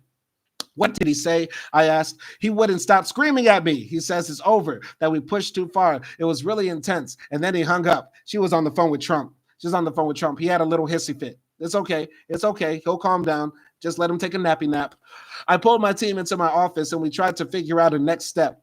If there was one to be taken, had we killed the possibility of any deal? Was there still a chance? I needed to be sure. We sat in silence for a while, thinking it through, until an idea popped into my head. I shouted for my assistant next door, which was the same intercom system we had used growing up. Get me Jamie Dimon on the phone. Dimon was, and of this writing, remains the chairman of and CEO of JP Morgan Chase. My team freaked out. You can't call him. He's represented by an attorney. I don't care. Get him on the phone. Okay, now this book is sounding like Trump's book. Now it's now Kamala is starting to write like Donald Trump. This is starting to get a bit silly and ridiculous. I don't care. Get him on the phone. Okay. I was tired of feeling caged, of talking through lawyers and other intermediaries in endless obfuscation. I wanted to go right to the source, and I believed the situation demanded it. About 10 seconds later, my assistant popped her head into my office. Mr. Dimon is on the line. I took off my earrings, the Oakland in me, and picked up the receiver. Stop it, Kamala, stop it. Stop it. I took off my hoop earrings, the Oakland in me. I put my Glock on the counter and I put my Air Jordans on the table, folded them over my legs and said, what up, Jamie Dimon? No, you didn't. Stop it. Stop the cap. Cap, cap, cap. I'm hollering cap. I need a button. I'm hollering cap. Cap, nigga, cap. Big cap. Cap, Kamala. Capping Kamala. I found Donald Trump's name for you. Capping Kamala. Capping Kamala keeps lying and lying about her record as district attorney in California. Trump, call me. Let me be your marketer, man. Let me work for you, Trump. Let me work on the Trump campaign. Let me be a sellout. I want to be a Republican sellout black person. You get what I'm saying? I don't have to get my pussy busted open like Byron Donalds or whatever. But we're going to holler cap on Kamala. Talking about she took the earrings out, the Oakland of me. See, this is the breaking point after reading this book. See, politicians just be lying. I'm sorry. Capping Kamala. Anyway, Mr. Dimon is on the line. I took off my earrings, the Oakland in me, and picked up the receiver while my Glock was on the table. You're trying to steal from my shareholders, he yelled, almost as soon as he heard my voice. I gave it right back. Your shareholders, my shareholders are the homeowners of California. You come and see them. Talk to them about who got robbed. It stayed at that level for a while. We were like dogs in a fight. A member of my senior team later recalled thinking this was either a really good or a colossally bad idea.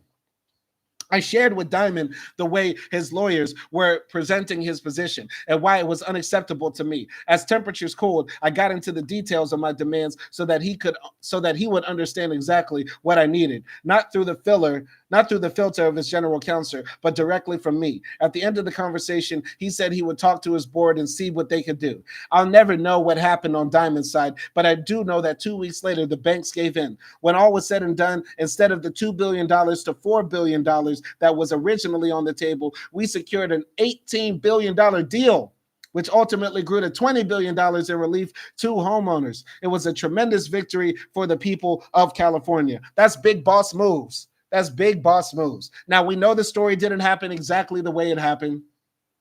We know it didn't happen that way. And we know it's still wrong that the banks got bailed out because they still didn't have to admit criminal liability for basically tricking people into buying their homes and then giving up their homes and buying reverse mortgages, whatever technology the white man thought of that day, right? Like, either way, it's still big boss lady moves. Better than what Trump ever would have done. Trump would have had a deal sitting on the table for $2 billion, and then by the end of his phone call, the person sold for $2 million. You get what I'm saying? This is still big boss lady moves. I salute Kamala for getting it done at the end of the day. Continuing here. As a part of the settlement, the federal government was going to assign a monitor to make sure the banks complied. But given how much exposure California had, that didn't satisfy me. I was going to hire our own monitor and authorize her to oversee the agreement's implementation in our state. I have been asked to fly to Washington to be part of the larger announcement, a major press conference and celebration that would take place at the Department of Justice and the White House. But I wanted to be at home with my team. It was our victory to share together, and we needed to gear up for the next battle ahead. The settlement was just the beginning. In addition to money, the agreement required banks to provide homeowners with a number of reforms to make the process of fighting a foreclosure easier. But the settlement required those measures to be in place for only 3 years. If we wanted to protect homeowners in California from abuses in the future, we were going to need legislation to make the terms of the settlement permanent. I wanted the banks to be permanently prohibited from engaging in their notoriously predatory practices. And I wanted individual homeowners to have the right to sue when banks broke the rules. In coordination with our allies in the legislature, we put those ideas together into what we named the California Homeowner Bill of Rights. By getting a new law that related to the banks passed through the legislature, was getting to be, but getting a new law that related to the banks passed through the legislature was going to be a problem. The banks had enormous influence in Sacramento. California legislators had tried to pass similar legislation on at least 2 prior occasions, only to be defeated by bank resistance. This was going to have to be a full court press. The reception to the bill was cold at first. People told me it was dead on arrival. They said the banking lobby was too strong to overcome. The rightness of the legislation seemed to have little to do with the calculation. I met with John Perez, who was Speaker of the State Assembly at the time, to come up with a strategy to turn the bill into law. John is an exceptional man, savvy in both policy and politics. He and I were in complete agreement about the importance of a homeowner bill of rights, and he was ready to work to leverage his power to take on the banks. I remember at one point during this effort, Speaker Perez invited me to the Democratic Policy Retreat of the State Assembly at the Leland Stanford Mansion in Sacramento. Perez, who had made sure to be in charge of seating assignments, strategically placed me at a table with a couple of strong allies, as well as a few legislators who needed some persuading. We spent much of the dinner talking about the bill. By that point, I knew more than I ever imagined I would about how the banks had acted, all the ways in which they had victimized homeowners. Being able to talk through those experiences with the group seemed to help. When the dinner was over, I had the sense that I had changed 1 or 2 of their minds. None of the legislators ever explicitly said they were siding with the banks. But in conversation after conversation, they would try to find any technical excuse they could for why they couldn't support the bill. If only you'd done this, if only you'd done that, if only that semicolon wasn't there. I'll never forget one Democratic legislator saying to me, "Well, Kamala, I don't know what's so bad about these foreclosures. They're good for our local economy because when a house is foreclosed upon and abandoned, that means they have to hire painters and gardeners to clean it up." Really? Really? Did this guy also support arson because it keeps fire extinguisher companies in business? It was stunning to me how people would justify being in the pocket of the banks. While Speaker Perez spent time focusing on the inside game, I went on the road using the bully pulpit to evangelize for a fairer, more just system for homeowners. I was joined in the effort by a number of groups that have been championing homeowner rights and were mounting a pressure campaign to get the bill passed. Organized labor was critically important to this effort. Their ability to mobilize supporters was stunning. So many people called the legislators that they crashed the phone lines. But it wasn't just labor's organizing efforts that mattered. It was their very presence. There was a cynical way of thinking in Sacramento. When a home is foreclosed on, the family living there is likely to move out of their district. They will no longer be your constituents. So their anger is not only a temporary problem for you. The banks, on the other hand, are a permanent presence in the state capitol, and their anger could result in retribution. What organized labor made clear was that there was also a permanent presence in the Capitol that was going to fight intensely for workers, not just so they could have better wages, but so they could be treated with dignity in every aspect of their lives, including buying a home. It sent a powerful message. Side with the banks, answer to labor. As the vote drew near, I started walking the halls of the Capitol building, knocking unannounced on legislators' doors. A lot of people refused to see me. I dispatched key members of my team as well. Brian Nelson, my special assistant attorney general, recalls that I would sometimes call him at his desk, and if he answered, he was in trouble. "Why are you sitting at your desk?" I'd ask. "Why aren't you walking the halls of the Capitol? I know you have important work, but nothing is more important than this. You got to be walking the halls. No one should be able to avoid having a face-to-face conversation with one of us." When the bill came to the floor for a vote, we still didn't have a majority. Many legislators were planning not to vote so they wouldn't have to take a position one way or the other. But we needed 41 people to vote yes. Abstentions were tantamount to voting no. Speaker Perez had a plan. He was going to hold the vote open while we continued to pressure people to come to our side. If they didn't want to vote, he implied, the vote was just going to stay open forever. At the beginning of the proceeding, he had an ally make a point of parliamentary inquiry.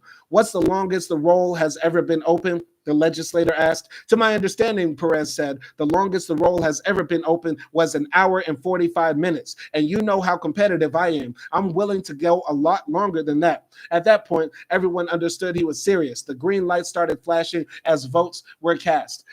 I was in the office of Darrell Steinberg, the Senate president pro tem, who had also played an instrumental role watching the floor action on a closed circuit television. I watched for legislators who weren't yet on the floor or who were milling around in the back. I saw you didn't vote, I would text. Go vote, it's time. We moved person to person, one by one, as John repeated the same phrase over and over again. Have all members voted who decided to vote? Have all members voted who decided to vote? He sounded like an auctioneer. It felt like it lasted forever, but in reality, it took only about 5 minutes of this before we got our 41st vote cast. John closed the vote, and we declared victory. The bill passed the state senate as well and was signed into law by the governor. We had done what we had been told was impossible. It was gratifying a moment. It was as gratifying a moment as I can remember, and the reminder that even in the sausage making of politics, inspiring things can happen and good work can be done. Meanwhile, the mortgage fraud strike force was pushing hard. The unit would go on to investigate and prosecute a number of major mortgage scams. The head of one of the larger scams was sentenced to 24 years in state prison. Because of the efforts of a truly extraordinary team, we were able to secure, on top of the $18 billion, $300 million from JP Morgan to reimburse the state pension system for losses on investments in mortgage-backed securities. We also secured $500 million from SunTrust Mortgage, $200 million from Citigroup, and another $500 million from Bank of America, all in connection with the mortgage crisis. Now, why didn't they just take all that money and give it to the people who were getting foreclosed on, or the people who are about to get foreclosed on? That's the thing, right? They steal from the banks just to fill the coffers of the state pension fund for people like you, Kamala, who will get a permanent pension for the rest of their life. And of course, that goes to all the bus drivers and mailmen and you know, all the people that work for government, of course. But what about the regular people who got tricked into buying houses, thinking that their job at Taco Bell working double shifts was enough to qualify them for the 4-bedroom, 3-bathroom McMansion in the suburbs of Louisville, Kentucky? Everybody thought that they could afford a home in 2005 because some mortgage guy said, yeah, I can get you pre-approved tomorrow, brother. Let's just do it. Okay, people got duped in America, but people should still not be foreclosed on, because owning a home is one of the few ways you can actually gain wealth in America. And wealth stratified America, owning a home is much as a guaranteed golden ticket that your children will at least have something to fall back on, and you will see your wealth accumulate over time. But nope. We cannot have a permanent middle class in America. We need a permanent underclass, a permanent group of people who will always be fighting and clawing each other to try to make it into just the modicum of eating the crumbs off the floor from the 1%. That's what we need in America, right? That's America. Continuing here. So these were important wins, to be sure, but they weren't the kinds of victories we wanted to celebrate, because for all the people these actions helped, millions of Americans across the country were still hurting. And despite the billions we recovered, a lot of people still lost their homes. The structural damage to the economy was so profound that even with some relief, many people couldn't pay their mortgages and still make ends meet. The jobs weren't there, and neither were the wages. Countless Americans saw their credit destroyed. Parents' dreams of financing their children's education evaporated like mist. Families faced multiple stresses simultaneously, from joblessness to homelessness to abruptly having to switch school districts. One analysis published in the Lancet suggested that the rise in U.S. unemployment during the recession was associated with 3.8% increase in the suicide rate, corresponding to a 1,330 suicides. In many ways, the impact of the crash is still with us in 2018. In Fresno, the overwhelming majority of homes are still valued below their pre-recession levels. Nationally, middle-class wealth was nearly wiped out, and much of it hasn't returned. Studies suggest that the burden hit Black families disproportionately. An independent report of the Social Science Research Council, commissioned by the American Civil Liberties Union, found that whereas white and Black families alike were hit hard by the 2007-2009 crisis, by 2011, the typical white family's losses slowed to zero, while the typical Black family lost an additional 13% of its wealth. The consequence for a typical Black family, median wealth in 2031 will be almost $98,000 lower than it would have been without the Great Recession. All right. In other words, tomorrow's generations will suffer as a result of yesterday's folly and greed. We cannot change what has already happened, but we can make sure it never happens again. The culture on Wall Street hasn't changed. Only some of the rules have. And the banks are waging a full-scale battle to repeal the Obama-era Wall Street reforms that have helped hold them in check. Where they have failed to repeal them, they have done everything they can to get around them. According to an analysis from the Wall Street Journal, between 2010 and 2017, major banks invested $345 billion in subprime loans, funneling the money to non-bank financial institutions, or so-called shadow banks. Banks say their new approach of lending to non-bank lenders is safer than dealing directly with consumers with bad credit and companies with shaky balance sheets, noted the journal. Yet these relationships mean that banks are still deeply intertwined with the riskier loans they say they swore off after the financial crisis. Meanwhile, in 2017, the president appointed a man to run the Consumer Financial Protection Bureau who has referred to that very bureau as a joke, and who set about actively dismantling it from the inside. In 2018, instead of tightening the rules on Wall Street, Congress rolled back essential protections, releasing mid-sized banks from the regulations meant to keep them in check. This is more than unacceptable. It's outrageous. There is still much to be done. If we agree that we are tired of banks getting away with such reckless behavior, if we agree that we can't let the banks drag us into another recession, if we agree that homeowners deserve to be treated with dignity and respect, not as lines on a balance sheet to be packaged and sold, then there's only one way to achieve the change we seek: with our voices and our votes. And that's the end of chapter 3. We blew through chapter 3. Yeah, big dog. We reading this thing. We running through this thing. And that was an interesting chapter. Number one, it's just the fact she stood up to the banks is one thing, but the implementation of the punishment for the banks and the cure for the problem that the bank started should have been more. Right? Should have been more direct help to the people, not just making the banks pay fines to the institutions of the state, but directly to the people. Give the money to the people. You feel me? Let the people keep their homes too. It's that simple. It's that simple. The banks got to keep their offices. Jamie Dimon got to keep his freedom. All the big dogs in the banking industry, none of them went to jail.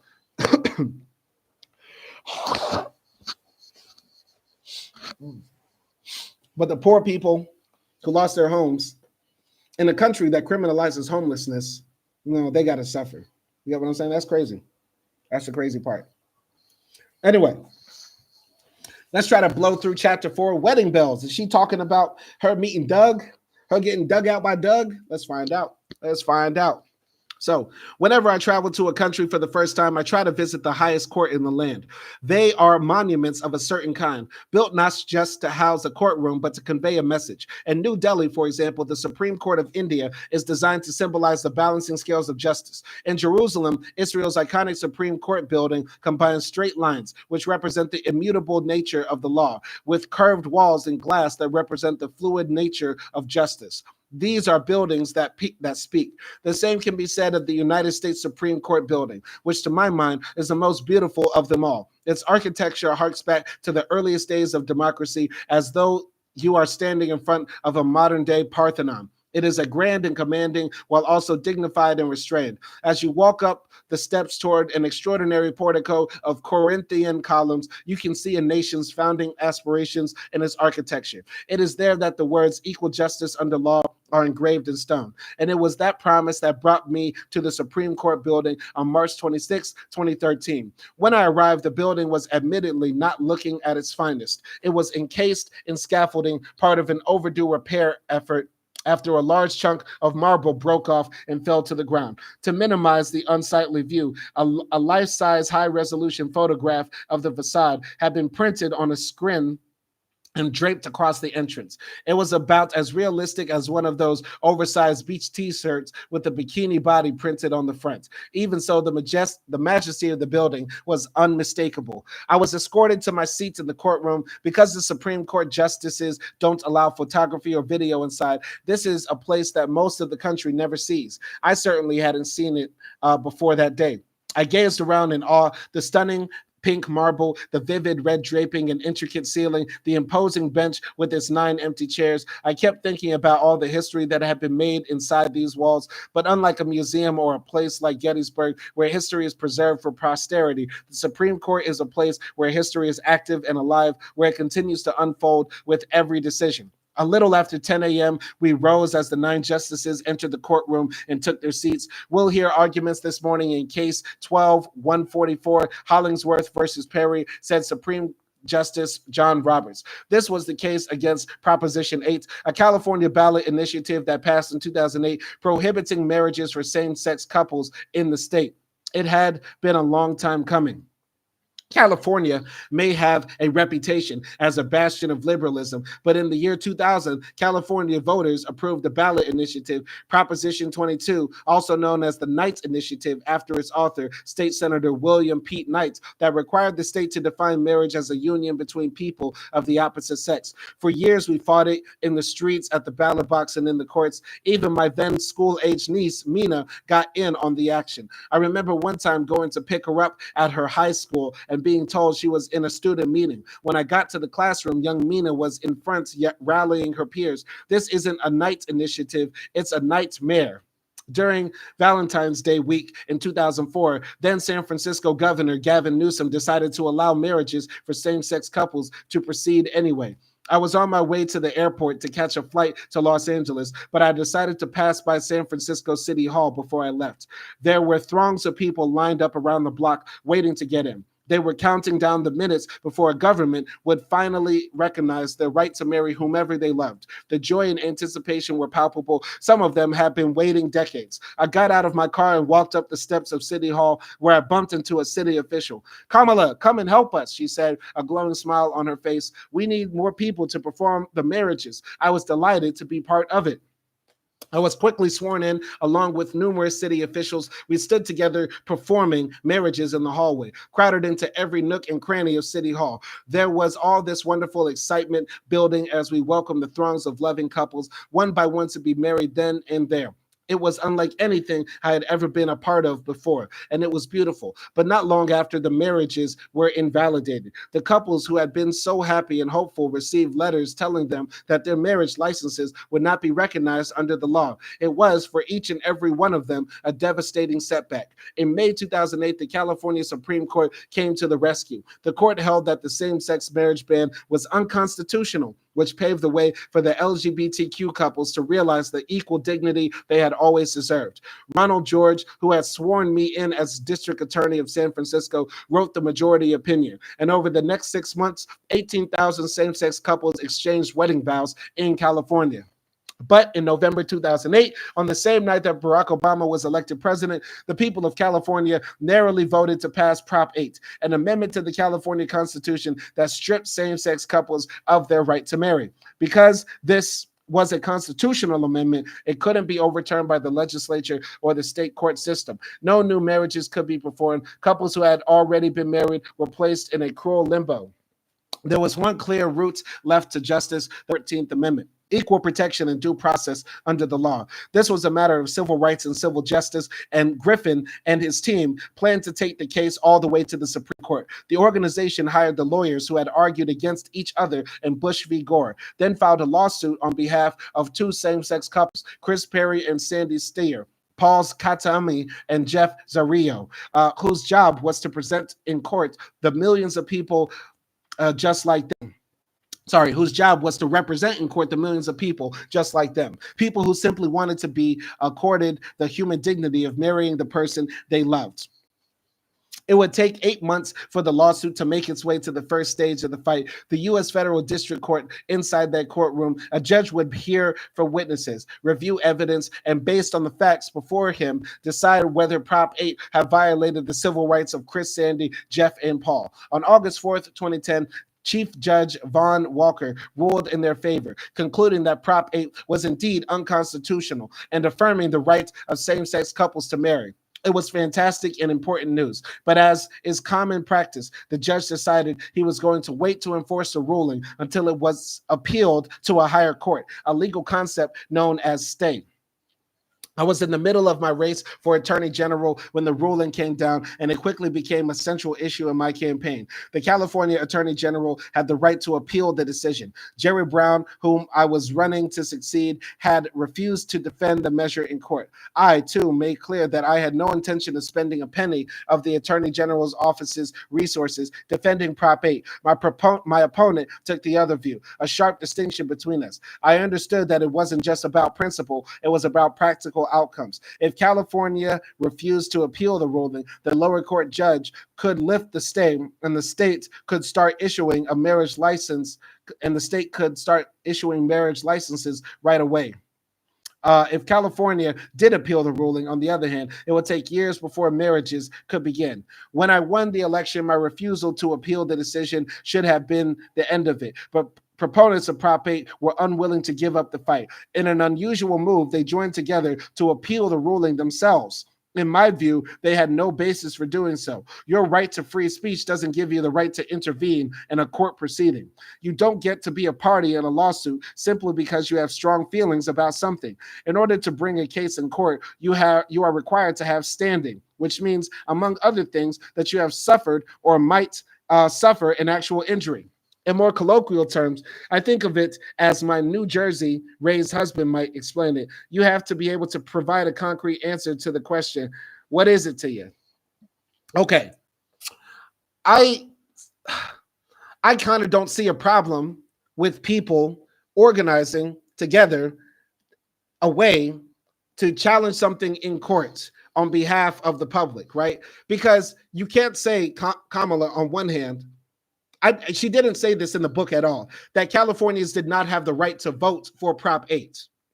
Because you could give the argue that there is no standing for the general public to say who should and shouldn't get married because there is nobody that's being harmed and other people getting married. I think the people that would argue against gay marriage would say that society at large is being harmed because it is unnatural. Gay marriage is unnatural in the minds of the conservatives, which is why they voted for Prop 8. Now, if you win your election, Kamala, you cannot then get in office and then say, you know what, I am not going to enforce the will of the people of California. The people of California, by a slim margin, voted against gay marriage. I cannot then get up there and then say that I will not enforce the law when the courts try to go against the will of the people.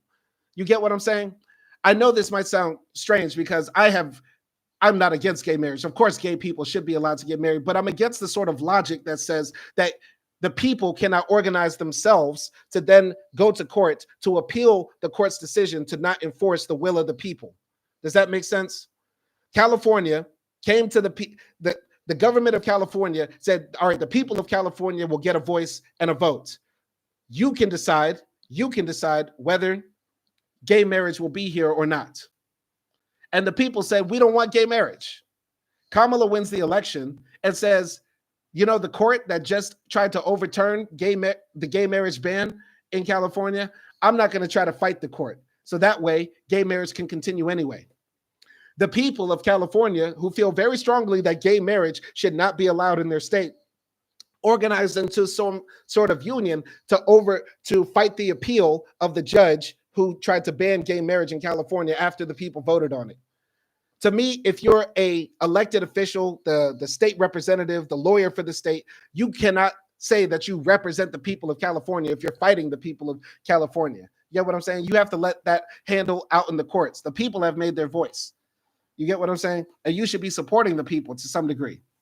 You get what I'm saying? That's what I'm saying. Like, the system is messed up. That's the point of this is what I'm trying to say. Logically, consistently, it doesn't make sense to say that we're going to be infiltrating the system to try to change it. When you are in the matrix will form you. You cannot reform the matrix inside. You get what I'm saying? You can try, but it will go against some degree of rationality and morality. In this case, Kamala is standing up for her morality by saying that she will support gay marriage. but it goes against the rationality of saying that the people's voice matters in these things related to the state. Does that make sense? That's my opinion. That might be a hot take. That might be a hot take, but I think we have to be logically consistent. I think we have to be logically consistent. And I beg for forgiveness if I am not logically consistent, right? But this is how it's making sense to me, right? So Avery says, happy Friday. Happy Friday to you, Avery. We're almost done here with this live stream. We only got about 20 more minutes before I have to go back to English class, but this has been a long live stream. Been on here for about 2.5 hours, ripping up this book from Kamala Harris. And yeah, let's continue here. So Nelson Moreno says, we need a Matrix rematch review later down the year. I don't know. I hate that Kamala has a white husband. Why does that bother you so much? Avery sent the $50 super chat for the young black man going to college super fund. Yes, guys, I'm going to college to learn the white man's technology. So if you want to help support a young black man get educated, maybe I'll become right wing. Hell, maybe I'll become a black Nazi like what's his name, Mark Robinson out of North Carolina. Hell, if you want to support right wing Simon appearing, help black Simon go get a degree from a very white institution here in Budapest, Hungary, which is basically fascist land of Europe. You can help that happen. Shout out to Avery Adams for the super chat. Hearts to you, young man. I appreciate it. I appreciate it very much. Let's continue here reading Kamala's book. But Nelson, why does it bother you that Kamala has a white husband? Does it bother you that Simon Hill Keeps It Trill got a big booty white wife? Does it bother you? I got a big booty curly haired white wife. I don't. Why are we worried about Kamala's coochie? Let's not worried about that pale pink little thing going up inside that Pakistani Punjabi puss. Let's not worry about it. It's none of our concern. I'm sure it's fire. I'm sure that cooch is fire. I'm sure it's fire, but it's not our concern. It's not our concern, I would say. Anyway, the new Matrix movie, we might review it. I heard it was trash, though. I heard the Matrix movies have become trash. Either way, I only got 20 minutes left. Let's continue on in this book. Maybe we can finish this chapter. So, a ninja should be all up over that stuff. We own it. That's funny. I'm sure. Who was it that hit it? Willie Brown hit it, and Montel Williams hit it. Okay. Facts. I'm pretty sure both of them. Willie Brown is a nigga from the South. I'm sure he's slinging peen. You cannot be from the South and not know how to slang peen. So Willie Brown did his job. And whoever else, who was it? Montel Jordan, Montel Williams. One of them. I think Montel Williams could do it. Montel Williams knocked it out the park. She's had BBC. We don't have to worry about Kamala. Not the new Matrix. The first one, rewatch. Classics review. Oh, okay. Yeah, no, I wouldn't mind rewatching the first Matrix. The Matrix is so deep. Like, you could talk about that. That review might last for hours. You get what I'm saying? That review might last for hours. But yeah. Anyway, one thing I got to say before I continue reading, isn't it so crazy like how everybody views California as like this super liberal place when like in 2008, the same year that Barack Obama got elected, Californians voted against gay marriage? You get what I'm saying? Like, California has been like for a long time, like a right-wing state. Like, it's been like Texas up until very recently. Up until my lifetime, California has been pretty right-wing on a lot of social issues. They had the governor. Come on now. They executed Tookie Williams. Come on now. 3 strikes laws. Come on now. Mandatory minimum sentencing. Come on now. Guns all over the state. Come on now. Right-wing fascist state, California. They just mask it by just having like gay pride. Chris Perry had standing to sue the state when Prop 8 passed because it injured her. It stripped her of a civil right. We had a law in the books that treated one group of Americans differently from all other Americans, and fundamentally, that was unfair. But when Prop 8 was invalidated in federal court, the decision gave protections to one group without taking away anything from anyone. The constitutional principle was clear. Those people who wanted to deny same-sex couples the benefits of equal protection and due process under the U.S. Constitution could not do so simply because they didn't like the notion. They would always have their freedom of expression, but they did not have the power to deny other Americans their fundamental rights. And yet the appeal proceeded. The ruling stayed on hold. It would take more than a year before the Ninth Circuit Court of Appeals issued its decision. Each day of delays represented justice denied and much, much more. Each day of delay was a day a devoted couple couldn't consecrate their commitment. Each day of delay was a day of grandmother passed away before the wedding she would have loved to see. Each day of delay was a day a child was left wondering, why can't my parents get married too? There was much to applaud in the Ninth Circuit's ruling. A three-judge panel affirmed the lower court's decision that Prop 8 had deprived same-sex couples of their civil rights in California, but the court didn't take issue with the Prop 8 proponents' right to appeal. Instead, the court issued a stay in its ruling and allowed them to appeal once again, this time to the Supreme Court. As I sat listening to the oral arguments, the Supreme Court justices honed in on the issue of standing. Justice Stephen Breyer questioned whether Prop 8 proponents were no more than a group of 5 people who felt really strongly. Justice Sonia Sotomayor wanted to know how the lower court's ruling had caused the proponents an injury separate from that of every other taxpayer to have laws enforced. But when the arguments were over, there was really no way to tell what the decision would be. As I left the Supreme Court, there were hundreds of people gathered, waving rainbow flags, holding signs, waiting anxiously for justice. It made me smile. They were why I had become a lawyer in the first place. It was in the courtroom, I believed it, that you could translate that passion into action and precedent and law. I looked out at their faces and imagined all the people who had stood in the same place for similar reasons. Black parents with their children fighting against segregation in schools, young women marching and shouting, holding signs that say keep abortion legal, civil rights activists demonstrating against poll taxes and literacy tests, and laws prohibiting interracial marriage. In everyday life, they might have seemed like they had nothing in common, but on these steps, they shared something profound. In one form or another, they had faced treatment directly subversive of the principle of equality, as Chief Justice Earl Warren had once put it. And in one way or another, they believed the Constitution could set them free.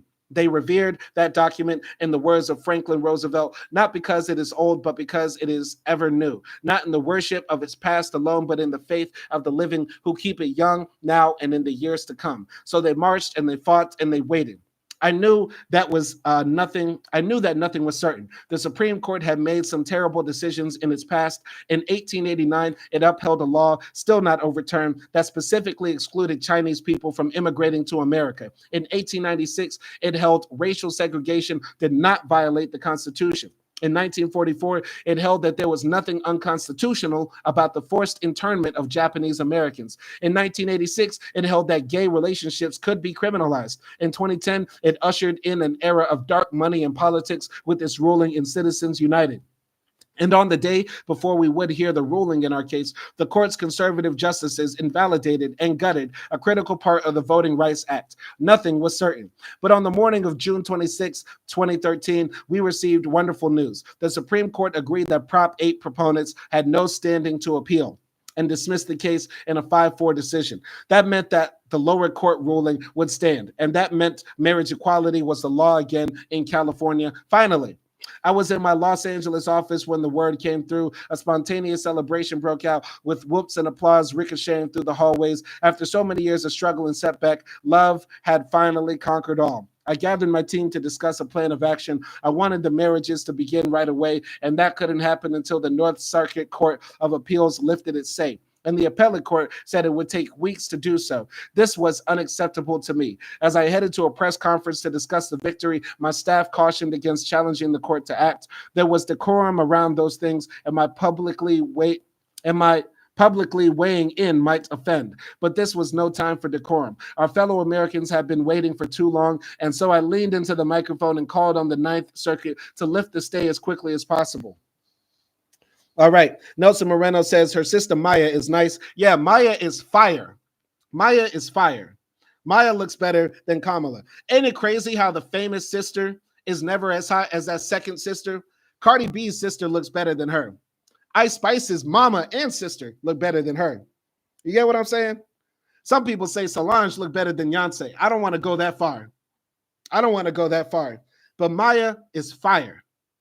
Kamala is fire too. But Maya is fire, heart eye emojis. You get what I'm saying? Maya is nice. Yes, she is. Very nice. We better not find out Taylor Swift got a hot sister hiding in the tub. All right. Solange is even with Beyonce. Is she? Is she though? Is she? We've been hearing Beyonce breath stink for years.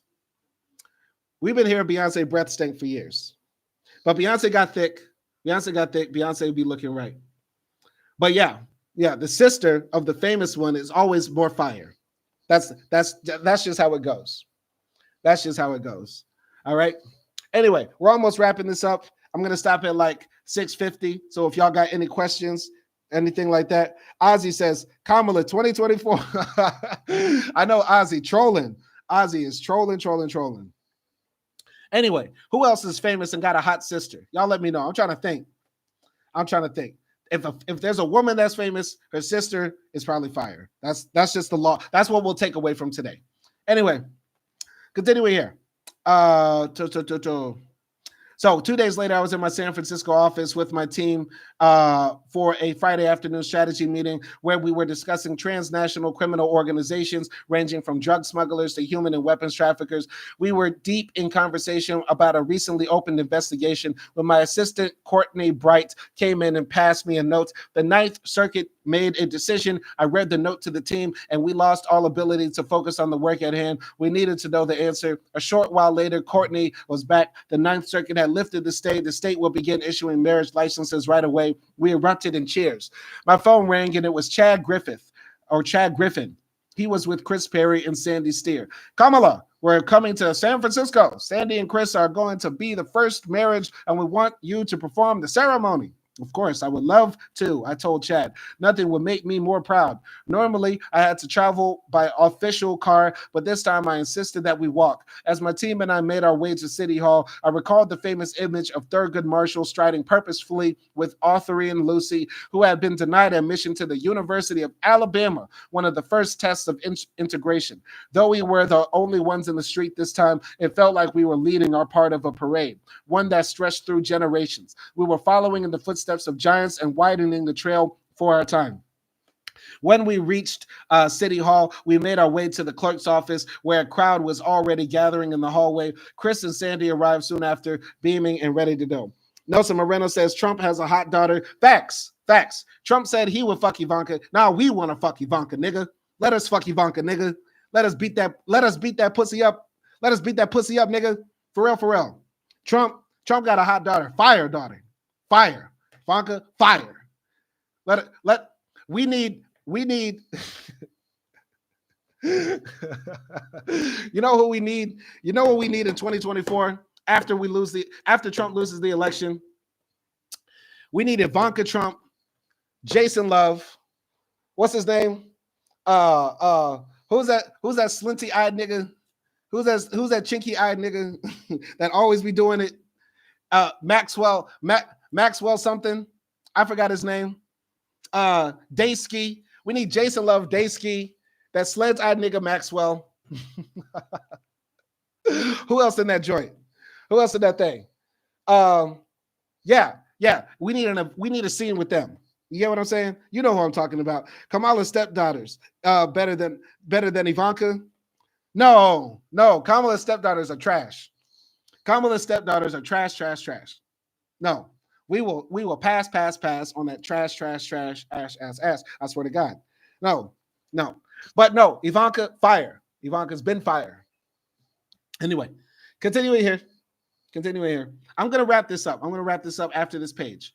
So when we reached City Hall, we made our way to the clerk's office where a crowd was already gathering in the hallway. Chris and Sandy arrived soon after, beaming and ready to go. Congratulations, I exclaimed as I hugged them both. They have been through so much for so long. We were laughing and chanting and chatting when a reporter and a cameraman came over to ask me a question. He'd heard there might be an appeal and wanted to know what I thought about it. I just looked at him and smiled. Wedding bells are about to ring.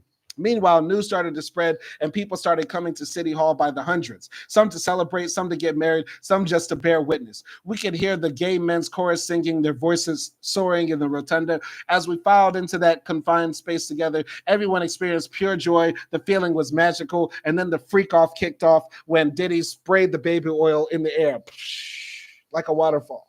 All right. Anyway, let's see All right, I'm going to read to the dotted lines on the next page. Then we're going to wrap it up. So that's an easier point to pick up on next time. So we were preparing for the ceremony when somebody pulled me aside to say that the clerk in Los Angeles was refusing to issue marriage licenses until he heard from the state. He clearly needed direction. It was as simple as passing me the phone. "This is Kamala Harris," I said. "You must start the marriages immediately." "All right," he responded, sounding relieved. "I will take that as your notice, and we will issue the licenses now." I thanked him and enjoy it. I added, "It's going to be fun." A short time later, I took my spot on the balcony and watched Chris and Sandy, followed by their loved ones and friends, walk up the stairs of City Hall. They made an elegant pair in matching beige and white. Sandy was holding a bouquet of white roses. 2 days earlier, they had become living symbols of justice. Now, as they took their final steps towards me through the same building in which Harvey Milk had lived and died defending the dignity of all people, I could feel history being made. Today, we witnessed not only the joining of Chris and Sandy, but the realization of their dream, marriage. By joining the case against Proposition 8, they represented thousands of couples like themselves in the fight for marriage equality. Through the ups and downs, the struggles and the triumphs, they came out victorious. Chris and Sandy exchanged their vows, and their son, Elliot, handed over the rings. I had the honor and privilege to say, "By virtue of the power and authority vested in me by the state of California, I now declare you spouses for life." There were hundreds of weddings that day, all across the state, each one of them an expression of love and justice and hope. San Francisco City Hall was lit in the colors of the rainbow, a beautiful tribute to the beautiful words, "I do." When I got home that evening, I had a chance to reflect on the day. My thoughts turned to a man I wish could have been there to see it. Jim Rivaldo was a San Francisco political strategist, one of the co-founders of the National Lampoon, and a leading member of the gay community who had been a key player in getting Harvey Milk elected to the San Francisco Board of Supervisors in 1977. He was truly brilliant, and when I first ran for district attorney, he was one of the most important advisors. My family and I loved him, especially my mother. In the years after my first election, we would see him often. He spent Thanksgiving with us the year before he died in 2007. My mother cared for him at his bedside, trying to keep him comfortable in his final days. I wanted to talk to him. I wanted to share the moment with him. But even in his absence, I knew exactly what he would have said. "We're not done yet." It would take another 2 years before the Supreme Court recognized marriage equality in all 50 states. And today, it is still the case under federal law that an employer can fire an employee if they identify as LGBTQ. It is still the case in state houses across the country that transgender rights are being trampled. This is still very much an active civil rights battle. What happened with Prop 8 was an important part of a longer journey, one that began before America was its own nation and one that will continue for decades to come. It is a story of people fighting for their humanity, for the simple idea that we should all be equal and free. It is the story of people fighting for the promise made to all future generations at the signing of the Declaration of Independence that no government has the right to rob us of our life or our liberty or our humble pursuit of happiness. In the years to come, what matters most is that we see ourselves in one another's struggle, whether we are fighting for transgender rights or for an end to racial bias, whether we are fighting against housing discrimination or insidious immigration laws. No matter who we are or how we look or how little it may seem, we have in common. The truth is that in the battle for civil rights and economic justice, we are all the same. In the words of the great Bayard Rustin, organizer of the 1963 March on Washington, we are all one, and if we don't know it, we will learn it the hard way.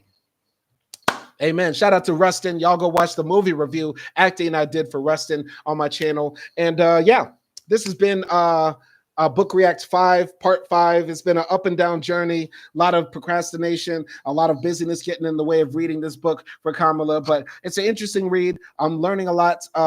It's well written, even though there might be a lot of BS in here, like you smell the BS through the pages, through some parts of it. But it's a good book overall, kind of inspiring if you're just a basic-hearted liberal, like a basic-ass liberal, but it's still challenging in a way because it makes you think about what is the purpose of law, what is the purpose of the prosecutor's office, what is the purpose of our system, and how can our system be reformed? Is it through the inside or is it through confronting it head on? Anyway, I want to take a look at the poll results. What did y'all say? Who's going to win this thing? I'm trying to find out. Hold on. End the poll. Let's find out. I want to see what the poll says. So who will win in November? Trump, 60%, Kamala, 20%, Diddy's lawyers, 20%, and we got 5 votes for that. So We're going to keep on seeing. I mean, the polls go up and down. Some days it's Kamala, some days it's Trump. We're going to find out. We're going to really see who's going to win this election. But either way, y'all stay tuned for more Simon Hill Keeps It Trill. If you got any things that you want me to cover, put it in the comments. Trying to do all types of content and trying to support my new members and the people that constantly support this channel. Thank you, thank you, thank you, thank you so much. You guys are the best. Y'all be easy out there. Stay blessed. Peace.